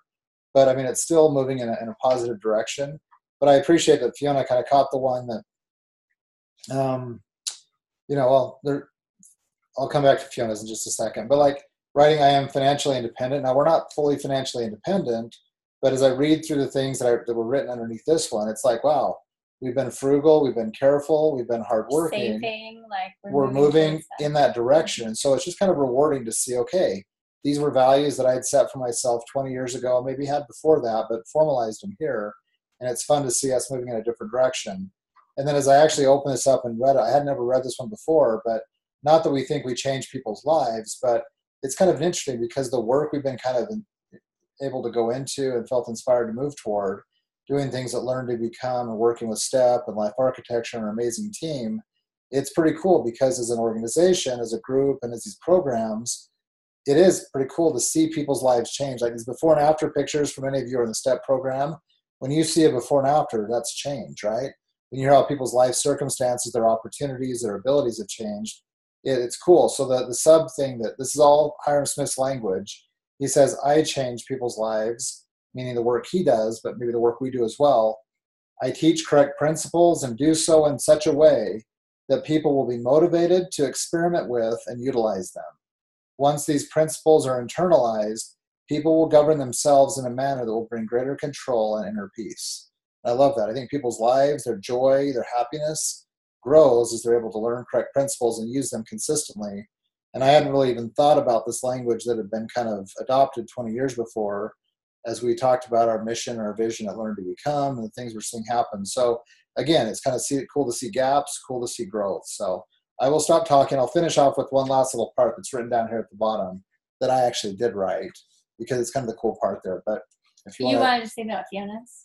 Oh, that was the one. So Fiona said, I love that when I change people's lives because I think all of us, as we do the work we do in our lives, as we influence our families and the people we love, we want to be one who's having an ability to change people's lives for the positive. So I'm positive Fiona's doing that. I'm sure everyone on the call as well. How there are ways they have that influence and interaction. Well, and I think one thing to acknowledge is that I took a class years ago about influence, and the teacher said, you can't not influence other people. What you're doing, you are changing people's lives. Now, whether we're good examples, changing them for the better, or we're not good examples and we're, leading people down a different path, it's up to us. But it doesn't have to be changing lives on a macro level. It doesn't have to be hundreds and thousands of people. We're changing lives in our homes and families and our neighbor and relationships, coworkers. I mean, we're seeing that right here on this call. Coworkers who are changing lives just by offering that support. So I think it's really interesting to kind of broaden that out a little bit. So there's something you wanted to read? Yeah, well, there were just some good points as we were talking a little bit earlier. Did I forget where we were? Talking about how we become more aligned with God's will and purpose for us as we're growing. L. Starkey, I don't know the first name that's here, says, that happened in my routines and responsibilities document. It's Lorraine. Oh, Lorraine? My mom. Oh, that's your mom. Oh, hi. I love your daughter. We're going to have to work on this one. Sorry. Okay, wonderful, Lorraine. She said that happened with my routines and responsibilities document that I wrote months ago. And I think it was that she wrote it down and then saw that it was just happening, that she didn't even realize it. Sherry was talking about Gretchen Rubin's Happiness Project, wrote on her blog, my 12 personal commandments, overarching principles, which I try to live my life. And I love that. I think just making it more numbered or cohesive, I think it's helpful. Well, I love finding additional. I didn't know about Gretchen's blog post there. I'll have to read that one because I love finding, 10, 20, 30 people who have written or thought deeply about this concept and look at their way of doing it, right? Because there's so many ways we can learn from this. Yeah, no, I love it. Paige was saying, I have my students rewrite their personal statement 3 times in different ways because it gives them a complete picture of how they feel about themselves. So awesome. And Joy was saying, I'll make a point to remind my daughters of that advice, which is great. Wendy was saying, reevaluating your core values every 3 to 4 months, even though they might not change a lot. I think that's really important, just being able to look at them and not just review, I review my values every day, but to actually reevaluate and say, is this complete? Is there anything that could be added or edited, tweaked a little bit? And Rochelle was saying, I love this. I've been struggling to create a family mission statement. I think I just need to start writing things down instead of trying to do it electronically. So I think, yeah, if the electronic process isn't working for you, write it down. I'm a big believer, this is a quick sidebar, but I'm a big believer in anything that's going to be creative or really shaping something that comes to the core of who you are, your activities. I think technology and computers and things are great for mass communication, mass production. Yeah. But if you're really trying to design, create, or kind of get inspiration, I think sitting down with something where you can tactfully write and draw and just kind of be there, there's something different that happens in how we think and process and do when we're in that environment. Well, we even bought those big 3M sticky note pads, the ones that you can stick on your walls or your conferences where people are writing. And Eric put up some little command hooks in our dining room so we can put paper up there. We've got markers in our dining room so that we could actually sit there and kind of turn our dining room into a boardroom, which it's not like beautiful for decor, but I love that we have markers. You don't even notice the command hooks. They're invisible. No, you do. You do. It's fine. I do. But I think it's great just to be able to have that way to write and think. One thing that I will just share is we went to a training on building a company culture because, I don't know how to do that. We're still learning. It's all about hiring and how do you find people who really fit with your culture. But what they taught me, I think can apply really well to a family. So I just want to explain briefly that, okay, how that worked. So what they would say is, okay, you look at what your core values are for your company. So I'm thinking same thing. What are the core values for our family? And you have those identified. And then you think, okay, well, what is the behavior that I would see if this core value were inside this person? Like one of our core values at Learn to Become is that we are learners. We're lifelong learners, that we love that. So a behavior is that somebody who would fit well with our culture is reading, is listening to podcasts, is studying, going to, conferences or whatever they can, but that they're learners, okay? So then once you have the value and the behavior, then like for interviewing purposes, you ask a question that will help you know if that person has the behavior. So in that case, it would be something like, so tell me about the last book that you read, or what resources have you consumed in the last month that have really been helpful to you? It doesn't matter what topic the last book, the last podcast, or what did you learn from it, and how have you applied that? Right? Yeah. You actually kind of say, what was it, what did you learn, and what did you do with it? So let's say as a family, you decide, okay, one of our core values is that we show love to one another, like we love each other. Okay, well, a behavior would be that you'd be doing kind acts of service. We wouldn't be yelling at each other. We wouldn't be complaining to each other. We wouldn't leave each other out. Like we would be doing all those things. So then as you're doing personal interviews with your kids, as you're talking around the kitchen table, as you're having activities as a family, it doesn't be formal sit down, but you're talking about these things and helping your children see, hey, when have you seen someone in our family doing this? And there's ways that you can really start promoting those behaviors. And so when I thought about it more like values, behaviors, and questions to start asking and discussing, that's where it just gets exciting, because now I actually want to do this with our children, sit down and what are our family's core values? I want those posted in our home. I want us talking about it. We can write them on our Post-it note sheet on this. We are going to write them on our Post-it sheet next Monday. That'll be our activity. Right. But anyway, that's just something that I think is going to be helpful in our family. And thank you, Joy and Javenta. Very kind comments. Yeah, I mean, we love what we do, and we hope that it's beneficial. So we're glad that it is helpful to people out there. Susanna was asking how often you revisit all these documents. It's a good question. So revisit might be different than revise. So review, revise, revisit. I like to review them pretty often. I mean, I like to look at that at least once a month. And I actually think I need to do a different thing. Like April has like a little acrylic thing where she puts her roles and responsibilities on a place on her desk. Because it's a double-sided sheet, it's just 2 pages long. I might make a copy of it and save the original. I want to kind of preserve that because it's getting kind of old. All my documents are like 20 to 30 years old now because I'm an old person. But putting that up in a place where I can actually read that on a daily basis or look at them and be reminded, I think it's going to help actually just propel the growth that much faster. Now, if your question's about revisiting or revising them, some people have said, it's helpful to look at them 2 or 3 times a year, just see if those are still your core values. I think it's pretty helpful, maybe once a year at least, going through and just assessing, are these still my values? Because I think some values will shift, or at least they'll modify a little bit. You might edit some of the language under the value. If these truly are some of your core values, though, I'm going to submit that they probably aren't going to change very often or really move, if they really are the bedrock of who you are, who you want to become. So, but your descriptors might get more robust. Right. They might get, or they might get more specific, right? Yeah. I find as you can move closer and closer toward an ideal or a goal, the efforts to get there are little fine tunes, right? So you might make some adjustments in the descriptors. The value may not change, but the descriptors might change or narrow down. Yeah, or your commitment to it might increase too, so, absolutely. which I think is awesome. So, okay.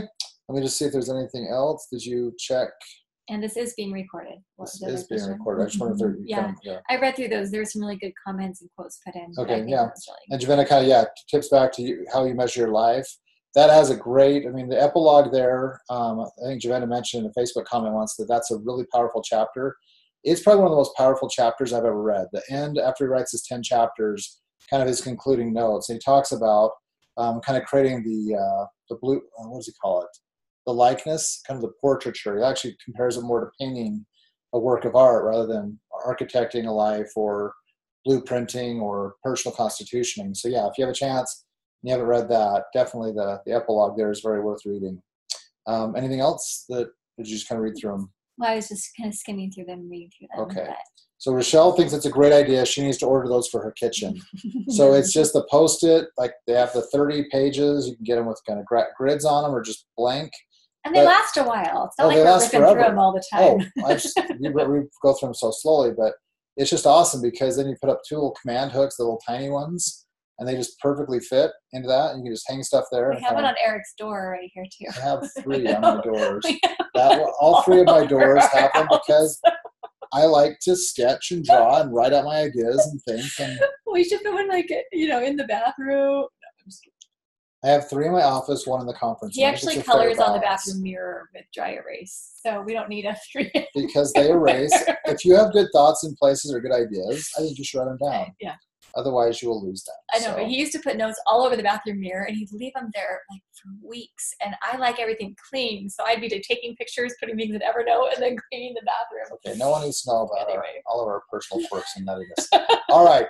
So any other thoughts or questions on the idea of a personal constitution, life plan, value statement, mission statement? This personal constitution would go into our foundation documents binder. Yep. Okay, so what we're talking about today, as far as we talked about the foundational documents, having a binder to put things that include, letters from people you admire, awards. We talked about a whole variety, so there's a separate recording on that.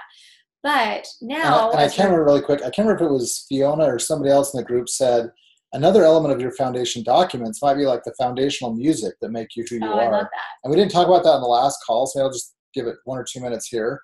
I love that idea. Mm-hmm. Like in iTunes, I actually have some playlists that are just kind of that whole take me back to who I am, or the whole pump up thing, like just certain bands, songs, music from my past, from my life that has just been you key into certain memories, experiences, accomplishments, friends you were with and stuff like that. So anyway, I think the idea of using music and any other multimedia that kind of is there to kind of inspire, to encourage, to remind you who you are, to propel you forward is a great idea. Yeah, and then the 2 things that we talked about today, this board of directors and this constitution, those can be things we actually write, print, put in our foundational documents binder.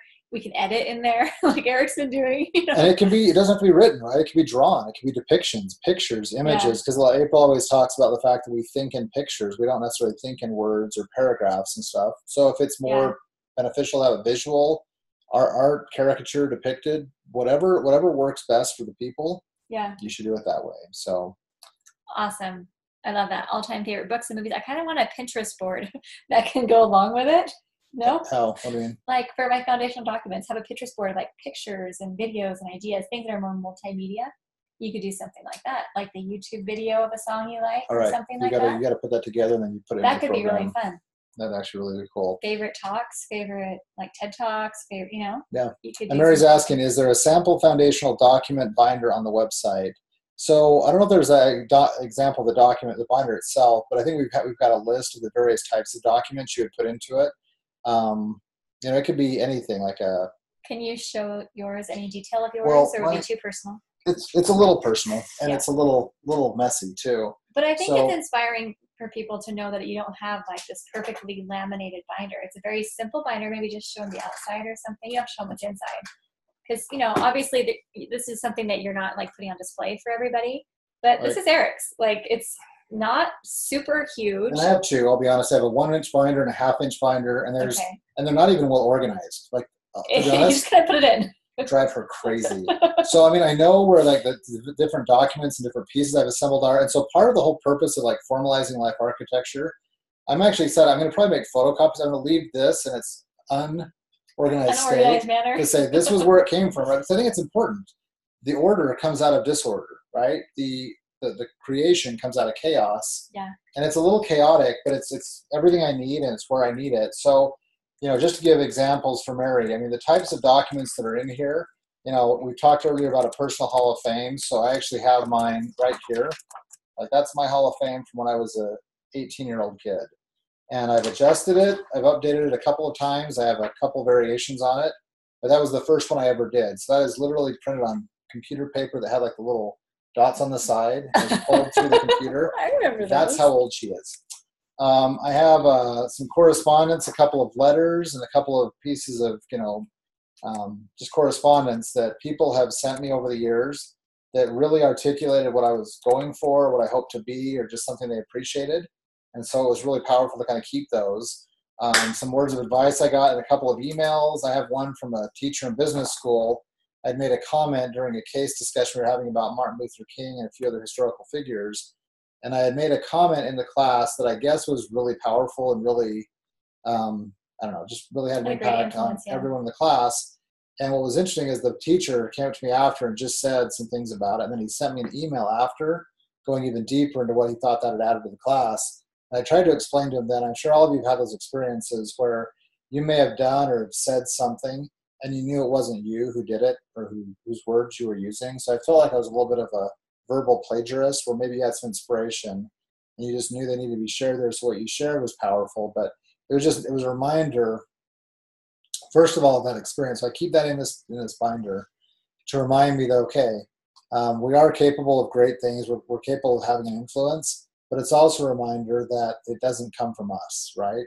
And so anytime you kind of get caught up in thinking, oh, you've got some great ideas, or you're wonderful, or you're accomplishing a lot, it's just a reminder that if that's the case, if you're doing good things, amazing things, it's coming from somewhere else, higher and maybe more inspired than what you are, if that makes sense. So I love that. I know that sounds a little weird. I don't think it sounds I have weird at all. copies of a couple of speeches or presentations I had to make when I was in student leadership at the university, and just a couple of things like that. So a variety of things. I mean, Mary, just kind of answer that question a little bit more in depth as we kind of build out life architecture throughout the rest of this year. I'll put more and more examples of what these types of things could be, but I'm just going to be very clear. There's no wrong answer. If it's something that inspires you and reminds you of who you are and what you're working toward or moving toward, it could or should go into that foundational binder, right? Documents, multimedia, whatever resources are there. So hope that helps. I think that's great. People were really wanting to know about these Post-its. So I'm actually Did you get the right ones? I think so, because I'm looking up there. It's 25 inches. So this is the one that we have right in front of us, right? Or do we have the one that has the squares on it? Your link is way too expensive. This one's expensive? Which one did you get? They're about $30. They're about $1 a page. Okay, but like here's, if you go on Amazon, you search 3M easel pad. Yes, so Amazon's pricing is not looking so amazing right now. Okay. I was just checking to see. There's some other ones here. 20 by 23, so that's 20 that was about $1 a page. Okay. Just don't buy any of it's more than $1 a page. I like the 3M, and they make a great product. The stickiness lasts forever, so if you need to stick it and unstick it from walls to different walls, I would just recommend the 3M stuff. Yeah. Yeah, usually a 30 pad, whether it's got the grid lines on it or just blank, is about 30-ish bucks. The grid lines are nice because then you can write straight, write neatly, and they're light enough. I think that works okay. And then the command hooks that you got, those were just like the little tiny ones, right? Oh, super so nice. I don't know if we could find those, but it's kind of fun to show people. Well, here's we the deal. Shopping on Amazon with our people no, right now. But you know what? You kind of need someone to sit there with you and this say, is the functional. Is it these? We got the clear ones, right? Yeah, command decorating clips. You can get the clear ones or the white ones. That's what we got. We got these little things. Right. So right now, you're complaining that they're not clear. They're clear, but they still it's fine. But if you go in our dining room right now, just whichever command hooks you buy, just make sure they can hold weight. Check the weight ratings on the front, because some of these are made. So I would get ones that can at least hold 3 to 5 pounds. Okay. Okay. We're going way. But no, because what I'm picturing right now is that all of our community members are getting big Post-its and command hooks, and the families are sitting around and they're all making out their core values, and people are outlining their personal hall of fame and their board of directors, and it's going to be amazing, right? So we've just changed the dining room into the boardroom for them. Well, like their dining room just became conference. Don't you guys think that would be fun? I think that is so fun, right? Okay. Rochelle's enjoying the examples on Amazon. All right, you guys are crazy people. I'm glad this is helpful. I'm glad you enjoy it. But this is the kind of thing that when you start doing it, this is what changes your life. This is what makes it exciting. This is what makes families stronger. It's so many. I mean, it's very rare that you meet someone who is talking about how you're going to make your life and your family stronger, and how you're going to go create the future that you want. I mean, I don't hear this very often. I hear people talking about things in philosophical terms. I hear people who think that they have no control. I see a lot of people who are depressed. I see a lot of people who have no excitement about life and who are critical and angry and upset and just want to complain. Like, I see a lot of that. I don't see a lot of this. And so what we want to create with Life Architecture and here at Learn to Become is a community where we're working together to learn how do you actually impact the future? Right. How do you actually create something so that you love your family, so your family loves each other, so you want to be at home, so you're growing in the right direction? That's what we're going for. So while it might seem kind of silly to be like on Amazon shopping together, if this can get us identifying core values and writing our missions and helping our families, whether it's happening today or next month or over the next few years, doesn't matter how fast it happens. This is how we change the world. And so I'm very serious about all of this. I think that's great.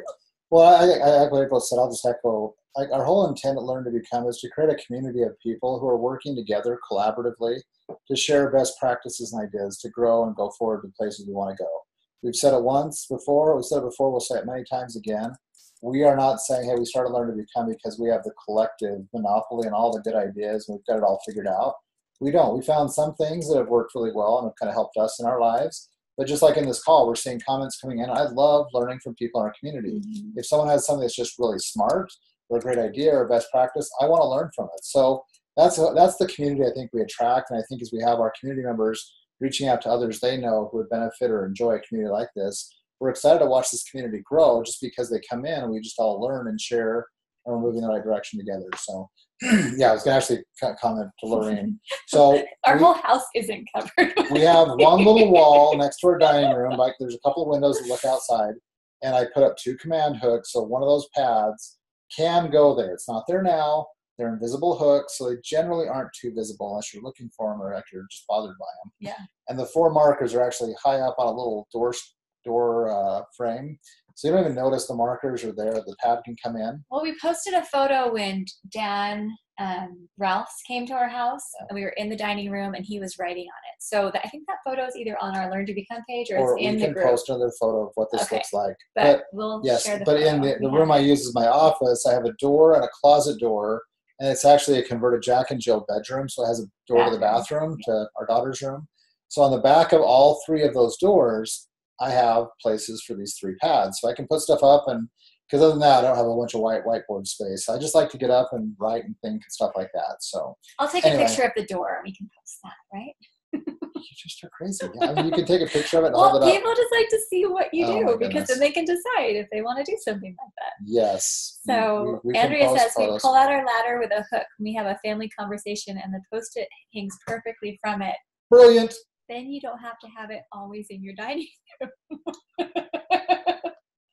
Okay, I'll go take the hooks down right after this class. They're coming down. Hooks. We're good. And April can't have any more family discussions around the dining room table. No, so, I love it. It's great. It's all good. That's so fun. Oh, they wrote down their 100. That's fun. Oh, that's awesome. So yeah, love the encouragement you gave us one day to write 100 dreams. That's love awesome. That. Yeah, Dan made that invitation there. Love that. Okay, so, Andrea said she'll post a picture so the ladder is totally ghetto. That's awesome. It all works. Whatever works, right? That's all there. What do we do? Sherry was just asking, can you explain what your personal Hall of Fame is? So if you want to go back, there's actually an earlier class that we did, one of the 2 calls earlier. And did Chris already put the link in Yeah, there? she put the link to our picture. Oh, with wow. Dan, so that's awesome. Seriously, she's like, on it. I couldn't find these links as fast as, it would take me a day to Eric find didn't those even know the links. link was out there. Well, I know the link's there, but it's like Kristen and Taryn, both of these on our team, they are so good at finding stuff that we've done. I don't know. I'm not as good at keeping on task technically. Anyway, to answer the question about the Personal Hall of Fame, there's a recording of a prayer class, so definitely go through that. But a Personal Hall of Fame is just identifying, kind of like this board of directors, but it's just kind of the people who you value. And it's more than anything an exercise to identify what your core values really are. So you're going to go pick out maybe 2 to 3 people in each of several categories. They got historical. Actually, did I leave mine out here? Yeah, we had like fictional. So yeah, fictional, religious, historical, family, religious, family, friends. Like just in these different categories, all kinds of people that you really, really deeply admire. Not just people you like or you're friends with or you care about, but just people you really admire. And then next to that, once you write their names down, you write down the 1 or 2 things about them that you most admire, okay? And you go through that whole exercise. And then at the end, you actually cover over the names. And as you look down at all the things you wrote about what you had really admired, that actually becomes a really good descriptor, a tangible descriptor of what your values are and what you value. Kristen said she just finished hers today. Yeah. Right? Oh, is that last right? night. So if So you want to add you on finished your Hall of Fame? Just the worksheet, I filled it out. So the names and the things you value? Mm-hmm. Wow. Is that awesome? That is really cool. So if you covered over the names, would that be a pretty good description of what your values are? Yeah. You should say yes. Okay, I can't hear. Do you want to add anything else to Yeah. that or say anything? Anything you learned in the process? Something I was surprised by was like just a value I didn't know before was just valuing the ability to endure hard things. I love that. That's amazing. That is a really good one to catch. And that was from somebody that you had admired. Several right? people actually. So it kind of came up as a recurring theme that they. Yeah. And so what's cool now, as we talk about board of directors, you could actually step over and say, okay, is there one of those that you could put on your board of directors to kind of have conversations? As maybe as you come across hard things in life, you'll know who the go-to is. But that's kind of cool. I hadn't thought about that as a connection. So very, very cool. Julie's asking the ability to endure hard things or difficulties, challenges, things like that come into it. Yeah, resilience. I love that. Love that. Okay, That is you just got to awesome. head for meeting. We're going to be ending in just a Yeah, minute. we'll wrap it up Thank you here in a guys little so bit. much for being with us. Awesome. So let's see. I think we've got most of the. I didn't. Did you read this? Oh, I haven't read that one yet. From Mary, she says, instead of getting a lot of gifts for our grandchildren, we've made yearly photo albums at the holidays. They're recordable and have 2 pictures for each month with comments from us. Memories for children who love them at all ages. That is awesome. That. And I bet that actually kind of parts of that can actually become part of a foundational document too. So if you have a grandparent who sends you something or writes about some of the things they admire in you, I'm guessing that goes in a foundational document. So anyway, awesome. All right, we're actually going to wrap up here pretty quick. I'm just going to take a quick moment. We won't spend the next 20 minutes on it. But just the idea, like the next portion that kind of, the first 3 or 4 parts, 4 or 5 parts of life architecture are that big picture, the stepping back, the really getting to the core of who and what we are. And then the last parts of it, you're actually going to see a lot of overlap, like in 3 or 4 of them, between the things that we talk about in the STEP program, like weekly reviews and understanding how you kind of figure out what your projects are based on the goals that you have. 3 to 5 year. Yeah, goals, so, right? well, that's what I was going to talk about right now. So this next piece we'll talk about to kind of wrap up this call will actually be this bridge piece between the big picture thinking, the high level stuff, and getting into the monthly, weekly, daily stuff. And it's this idea that actually kind of moves from a big time period to a small time period. And it's this idea of getting kind of clear, doesn't have to be specific and articulate, but some ideas about what your 5-year goals are. And then from that, translating that into what are some actions, some plans you could make, some simple actions you could take over the next 3 months to move toward those 5-year goals. Now, this actually is kind of an interesting part because it wraps right around Michael Hyatt's best year ever. His is looking at a 1-year window. So I'm saying take a look at your kind of 5-year goals, and if you get some clarity on that, you'll be able to figure out what those 5-year goals look like because you've already done this 50-year, this 10-year, the personal board of directors, the Hall of Fame thinking. You know your values, you know your constitution. You know what you want your life to become now. You're a lot more clear on that. And so as you start to articulate, well, what are some big milestone type goals or things that milestones, we'll call milestones maybe more than goals. Where do I want to be? What do I want to look like? What do I want to have and be doing? in 5 years. Once you have that in place, I think it makes going through Michael's material a lot more easy, because you're able to say, okay, then over the next year, what are my goals? How am I going to get there? But for the purpose of this little discussion, I think the idea of looking at the 5-year goals and or 5-year plans and then pulling them back into 3 months, what could I do over the next 3 months?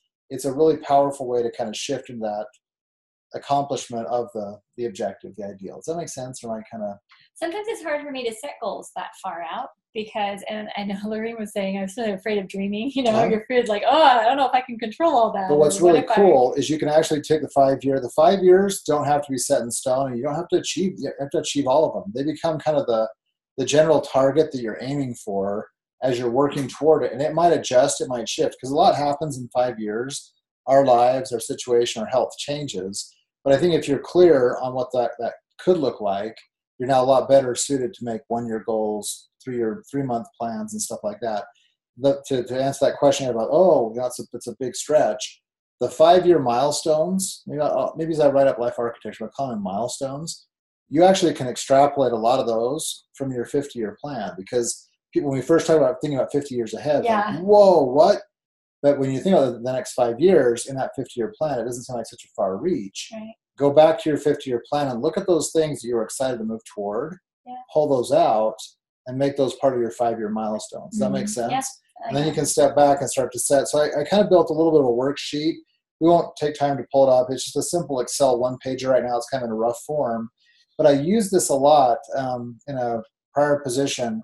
We had young men and young women from our church who would come home from their 2-year or 1.5-year missions, having done a lot of service and teaching and kind of just giving for 2 years, now making this readjustment back into their lives. And it was kind of interesting just to watch them like the deer in the headlights, like, okay, I'm going to go find a job now, or I'm going to go back and get started with my next year in college or whatever it might be. But that was kind of it. They're like trying to figure out that transition. And so I found what was really helpful is taking a sheet like this, and the top half of the sheet, I would give them, let me actually just pull out so I can kind of read off of it. Actually, I can share my screen, can I? I think I need to make you a, or if I made you a panelist? Yeah, okay. So you can share. Oh, good. Great. Okay, so this is the rough looking version that I kind of just started creating for Life Architecture. But at the top half of the page, I would ask them to do this. What are your major personal goals? And I'm going to actually put in here just right now to remind me, milestones, because they don't have to be something you absolutely achieved, set in stone, right? But what are your major personal goals or milestones in the following areas over the next 5 years, right? So it just requires you to step back into these different categories. Michael, I think, had 10 different areas? Yeah. Vocational, avocational. That's fine. You could go into 10. Marital, different than parental. And I tend to boil life down into these. I think it's applicable to almost everyone. And it's the spiritual, it's the intellectual, it's the physical, the financial, and the social. It's family and social. So you could put that. And spiritual. I think we try to make so many categories. Yeah. Family goals, family and personal goals could fall into spiritual. Could definitely fall into social. Depending on what you're trying to do as a family, it could be financial, even physical, right? Yeah. So as you look at it, it could be personal or it could be familial goals, whoever you want to include this for. But it was really interesting. I would give this sheet to these young adults and have them actually come to the meeting, having written. I said, I'm not going to read them unless you want to share it with me. We can have a discussion about them. But these are for you. But they would come. We can share this. Yeah, we'll absolutely share this spreadsheet. Absolutely, we'll put that out there. But they would come with having thought about this more as the big rocks, right? The big milestones they were working toward. And then the question I asked down below is, okay, what are some of the plans? Keep them simple, keep them basic. But what are plans and actions you can make and take over the next 3 months to help lead to these goals? If you think about it, if you're working on a 5-year horizon, you've actually got about 20 periods of 3 months, 20 little bursts of these kinds of things. When you write down these goals, though, you're going to find that you actually achieve the goal way sooner than 5 years. Yeah. It's crazy. When you write them down, it's usually about like a 2.5 year, 2 to 2.2 years to get a 5-year goal, or we think it's a 5-year goal. Well, I set a 3-year goal when we did it in one. And so it's literally about a 40%. It takes 40% of the time that you thought it would, if you're focused. So I know that sounds kind of crazy, but it's true. It works. So they actually would come in with some really awesome concrete little plans to achieve these things. And then down below, if you wanted to start breaking down kind of into April speak, like your next action by action items, these would actually become almost projects. You could break each of these into simple projects, identify next actions, and say, okay, what am I going to do by when? And so this part is maybe less.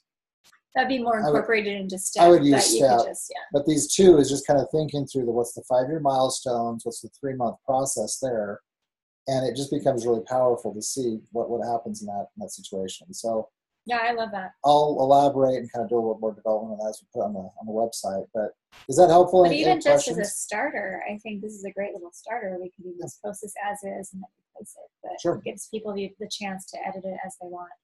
Because I think it is helpful to be able to say, okay, 5 years, what do I want in these areas? I have to think a little bit further than normal. Well, I'll be honest. I mean, all due respect to Michael Hyatt, I think he's kind of developed a plan to kind of say, okay, here's how you look at your year. We're going to boil the year down. It's going to be these 12 months and these 10 functional areas. And it's very much a very formulaic way. And I've actually noticed some people in the group and even some people in our group saying, oh, well, what about this? What if this doesn't happen? It's like, the whole process of setting goals and working toward progress and development, it's a free form. It's very free, and it should be, because if not, we're just going to give ourselves stress and anxiety and depression. But typically it works really well. So even though not everything happens, there's usually a reason for why that didn't happen, but a lot of it you can control. So when people say, well, I don't set goals, I just kind of live my life, that's fine if you like what you're getting. And really what I'm doing with LifeArchitecture, I'm trying to do is put out a variety of templates and a variety of resources. And if somebody's like, I like this one, that one, not that one, and that one I like, that's great. It's kind of an a la carte. Pick what works for you, because if thinking of your goals in terms of 5 years and 3 months makes more sense than annual goal planning, and that feels too corporate or too cyclical, that's great. Just adopt and adjust to whatever works best for you, because you're trying to figure out how do you get the progress and results you want for your life. There's no right or same answer for every person. We are all completely unique. And what we want to do is just try to build and foster, again, in this community. If there's other ideas, please put them in, throw them out, because there's a lot of ways to make things happen. Shaventa said, I learned this year that even though I haven't met all my goals, I'm definitely better off than if I hadn't made any goals. Well said. Totally, absolutely.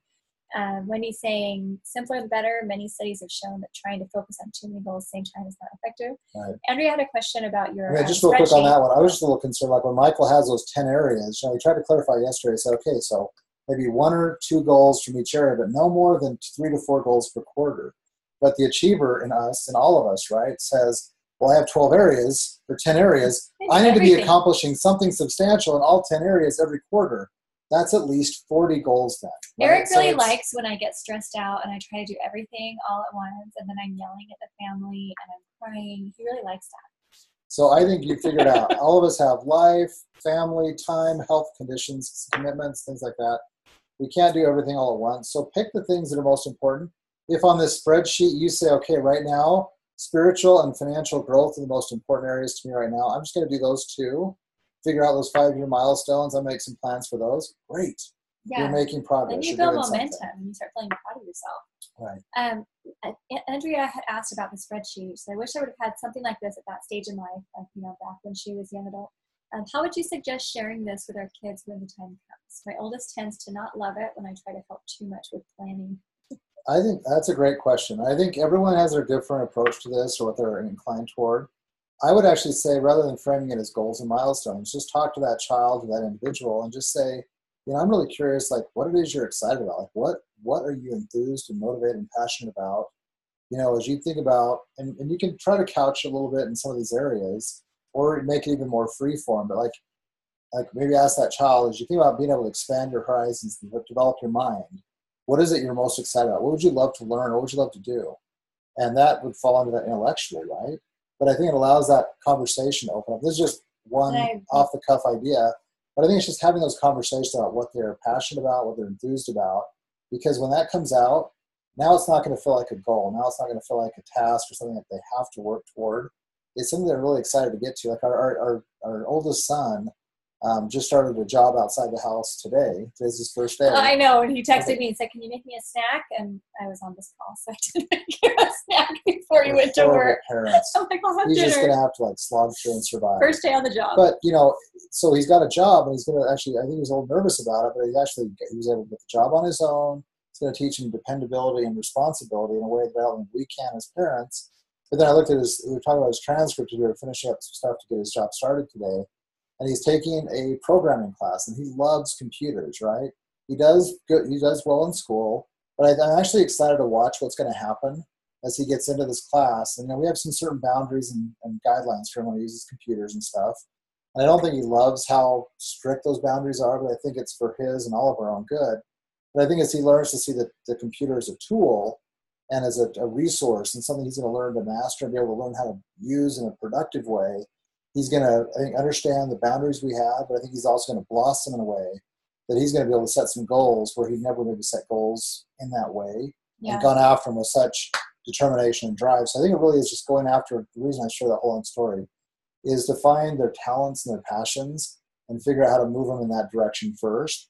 Because once they start to have success, like I think him succeeding in his job away from home and succeeding in his programming class is going to give rise to confidence, but also interest in going deeper and developing in other areas. Well, I just want to say Eric actually introduced a concept similar to this very well with one of our children. He was having a conversation with this child the other day, and I can say the gender, it wasn't one of our daughters, but she was just talking about things that she was, would maybe want to do in the future. And it wasn't like, hey, let's sit down and have a goal setting session. It was just talking about stuff. Well, I think I'd like to do this. I don't think I really like to do that. She started talking. But as she started talking, Eric interjected, and he was asking some clarifying questions like, oh, so do you like that kind of thing? Or would you be open to this? Or he was just giving her ideas. And then he sat down and got out a piece of paper, and he outlined a potential route she could go, where he's like, well, let's say, and I think you put the timeline at the top. You had like each year, and you drew little timelines for her. Okay, you could do this year in school, you could get this job, you could potentially do this. And he made just a sample, and he just handed it to her. And he wasn't expecting her to say yes or no. He just said, hey. And it's not her plan. It's not what I expect her to do. No, so he just brainstormed. This is one idea. This is one way I would look at it, how I would think about it. But I will tell you, after he did that and just kind of had this little timeline outlined for her and gave it to her, and there wasn't any strings attached or obligation, she took it, and she was actually really excited about it, because then she could see how all the stuff that she wanted could actually happen. So I think when you can actually have those conversations with your children and find out, well, what do they really want? And you can incorporate their goals and ideas, and what she wants is different than what our other kids want. They're all very unique in what they want to do, where they want to go. But having that little piece of paper for her, I think, was very helpful for her to just get to see, okay, I do have some kind of a plan. I'm not just some, teenager who's just out wandering. I actually have goals, and I'm working towards something. So I thought you handled that really well. It was fun to see. I did not know that. So that was really good. I'm glad that workout was actually beneficial because sometimes, like, as parents, and maybe all of you can relate, we feel like we're kind of giving advice or giving counsel, direction, help, support, encouragement, and it may not be going or landing anywhere. So I think, I kind of took that approach with her because she's a little bit more of a visual, kind of more pictures and seeing but things. See, Eric's like a visionary. He did the same exact thing for me 15 years ago, where I said, Eric, I want to write, and I don't know, I want to do books, or I just want to maybe have a website. I was just trying to I didn't know what I wanted to do. So Eric sat down and drew a little vision of how I could have a website, and I could write for newspapers, because that was back when we had newspapers, and he had books, and he drew how this whole thing could work. And now, 15 years later, we've published 3 books. We have a website. Now we have a podcast. I'm not writing for newspapers, but I'm writing for online publications. So he kind of drew the vision for me. And I think when you can help draw a vision for someone, then they have something tangible to work towards. Otherwise, it was just me saying, oh, I like to write, and things sitting in a Word document weren't getting anywhere. So he helped me really take it the next step. I do want to answer the question someone sent privately to us, just saying, I will read it, and then you answer it. I'll chip in anything else. Okay. So this is a great question, and I totally get where this person is coming from, because it's absolutely the possibility and the potential in our real world where we live. They said, my concern is I have joined this program and I feel like I'm all over the place. I have STEP, Best Year Ever. I also do the Full Focus Planner. I'm accomplishing goals, but I feel behind on the STEP part.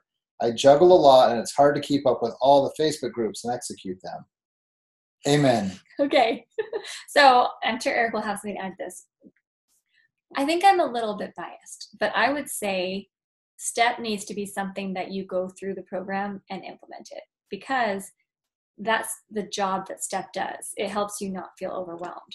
When you have and it's not even you have to do the whole entire program. Even what we're about to be releasing, Kristen's helping me put it together actually. Don't you think module 1 would be like the perfect solution for this? The new module 1 we're going to create, which is just going to focus on your current projects list, your next actions, your calendar, your emails, and routines. It's just those 5 parts. So even if you went into the STEP program and just learned how to create those, I think modules 3 and 4 would probably be really good for you right now. And then just work through those. It's going to help you, because when you, like, I take a lot of courses, I go to a lot of conferences, I read a lot of books, podcasts, there's a lot of information. But because I know what's current, what's next in line, what's someday, I'm not stressed and overwhelmed by it. And the Facebook groups start becoming part of just your routines. Okay, how often do I want to check into this group? How often do I want to check into that group? How much am I going to be invested in this program or that program? Because there's so many ideas out there, and you can't just, do everything what everyone says. But when you have a very simple system where you know what you're working on, I think it's going to change everything, and it helps you be more able to consume information and know how to apply it. Anything else you would add, Kristen? I don't know if you have any thoughts on that. Eric, anything else you would add? Oh, yeah, it's great advice. I would just say, to this person, and maybe anyone else feel like they're in the same boat, I would say if you haven't gotten the STEP system kind of up and built, I would say first order of business, put all this other stuff to the side for a minute, and take maybe the 2 to 4 weeks that you'll need to go through all 8 of the modules. They go really quickly. Dedicate, an hour or two. I would say maybe 2 to 3 hours a week. To implement STEP? Yeah, for the next 4 weeks. I think that'd be a great idea. Yeah. I was going to say, just put in that time. Or as slow as you can do it as quickly or as slow as you want. 15 to 20 hours. You've got lifetime access, but you can build that whole system. Once that system is there, it will be a huge foundation. I'm sure other people in the group can kind of comment on their experience with it.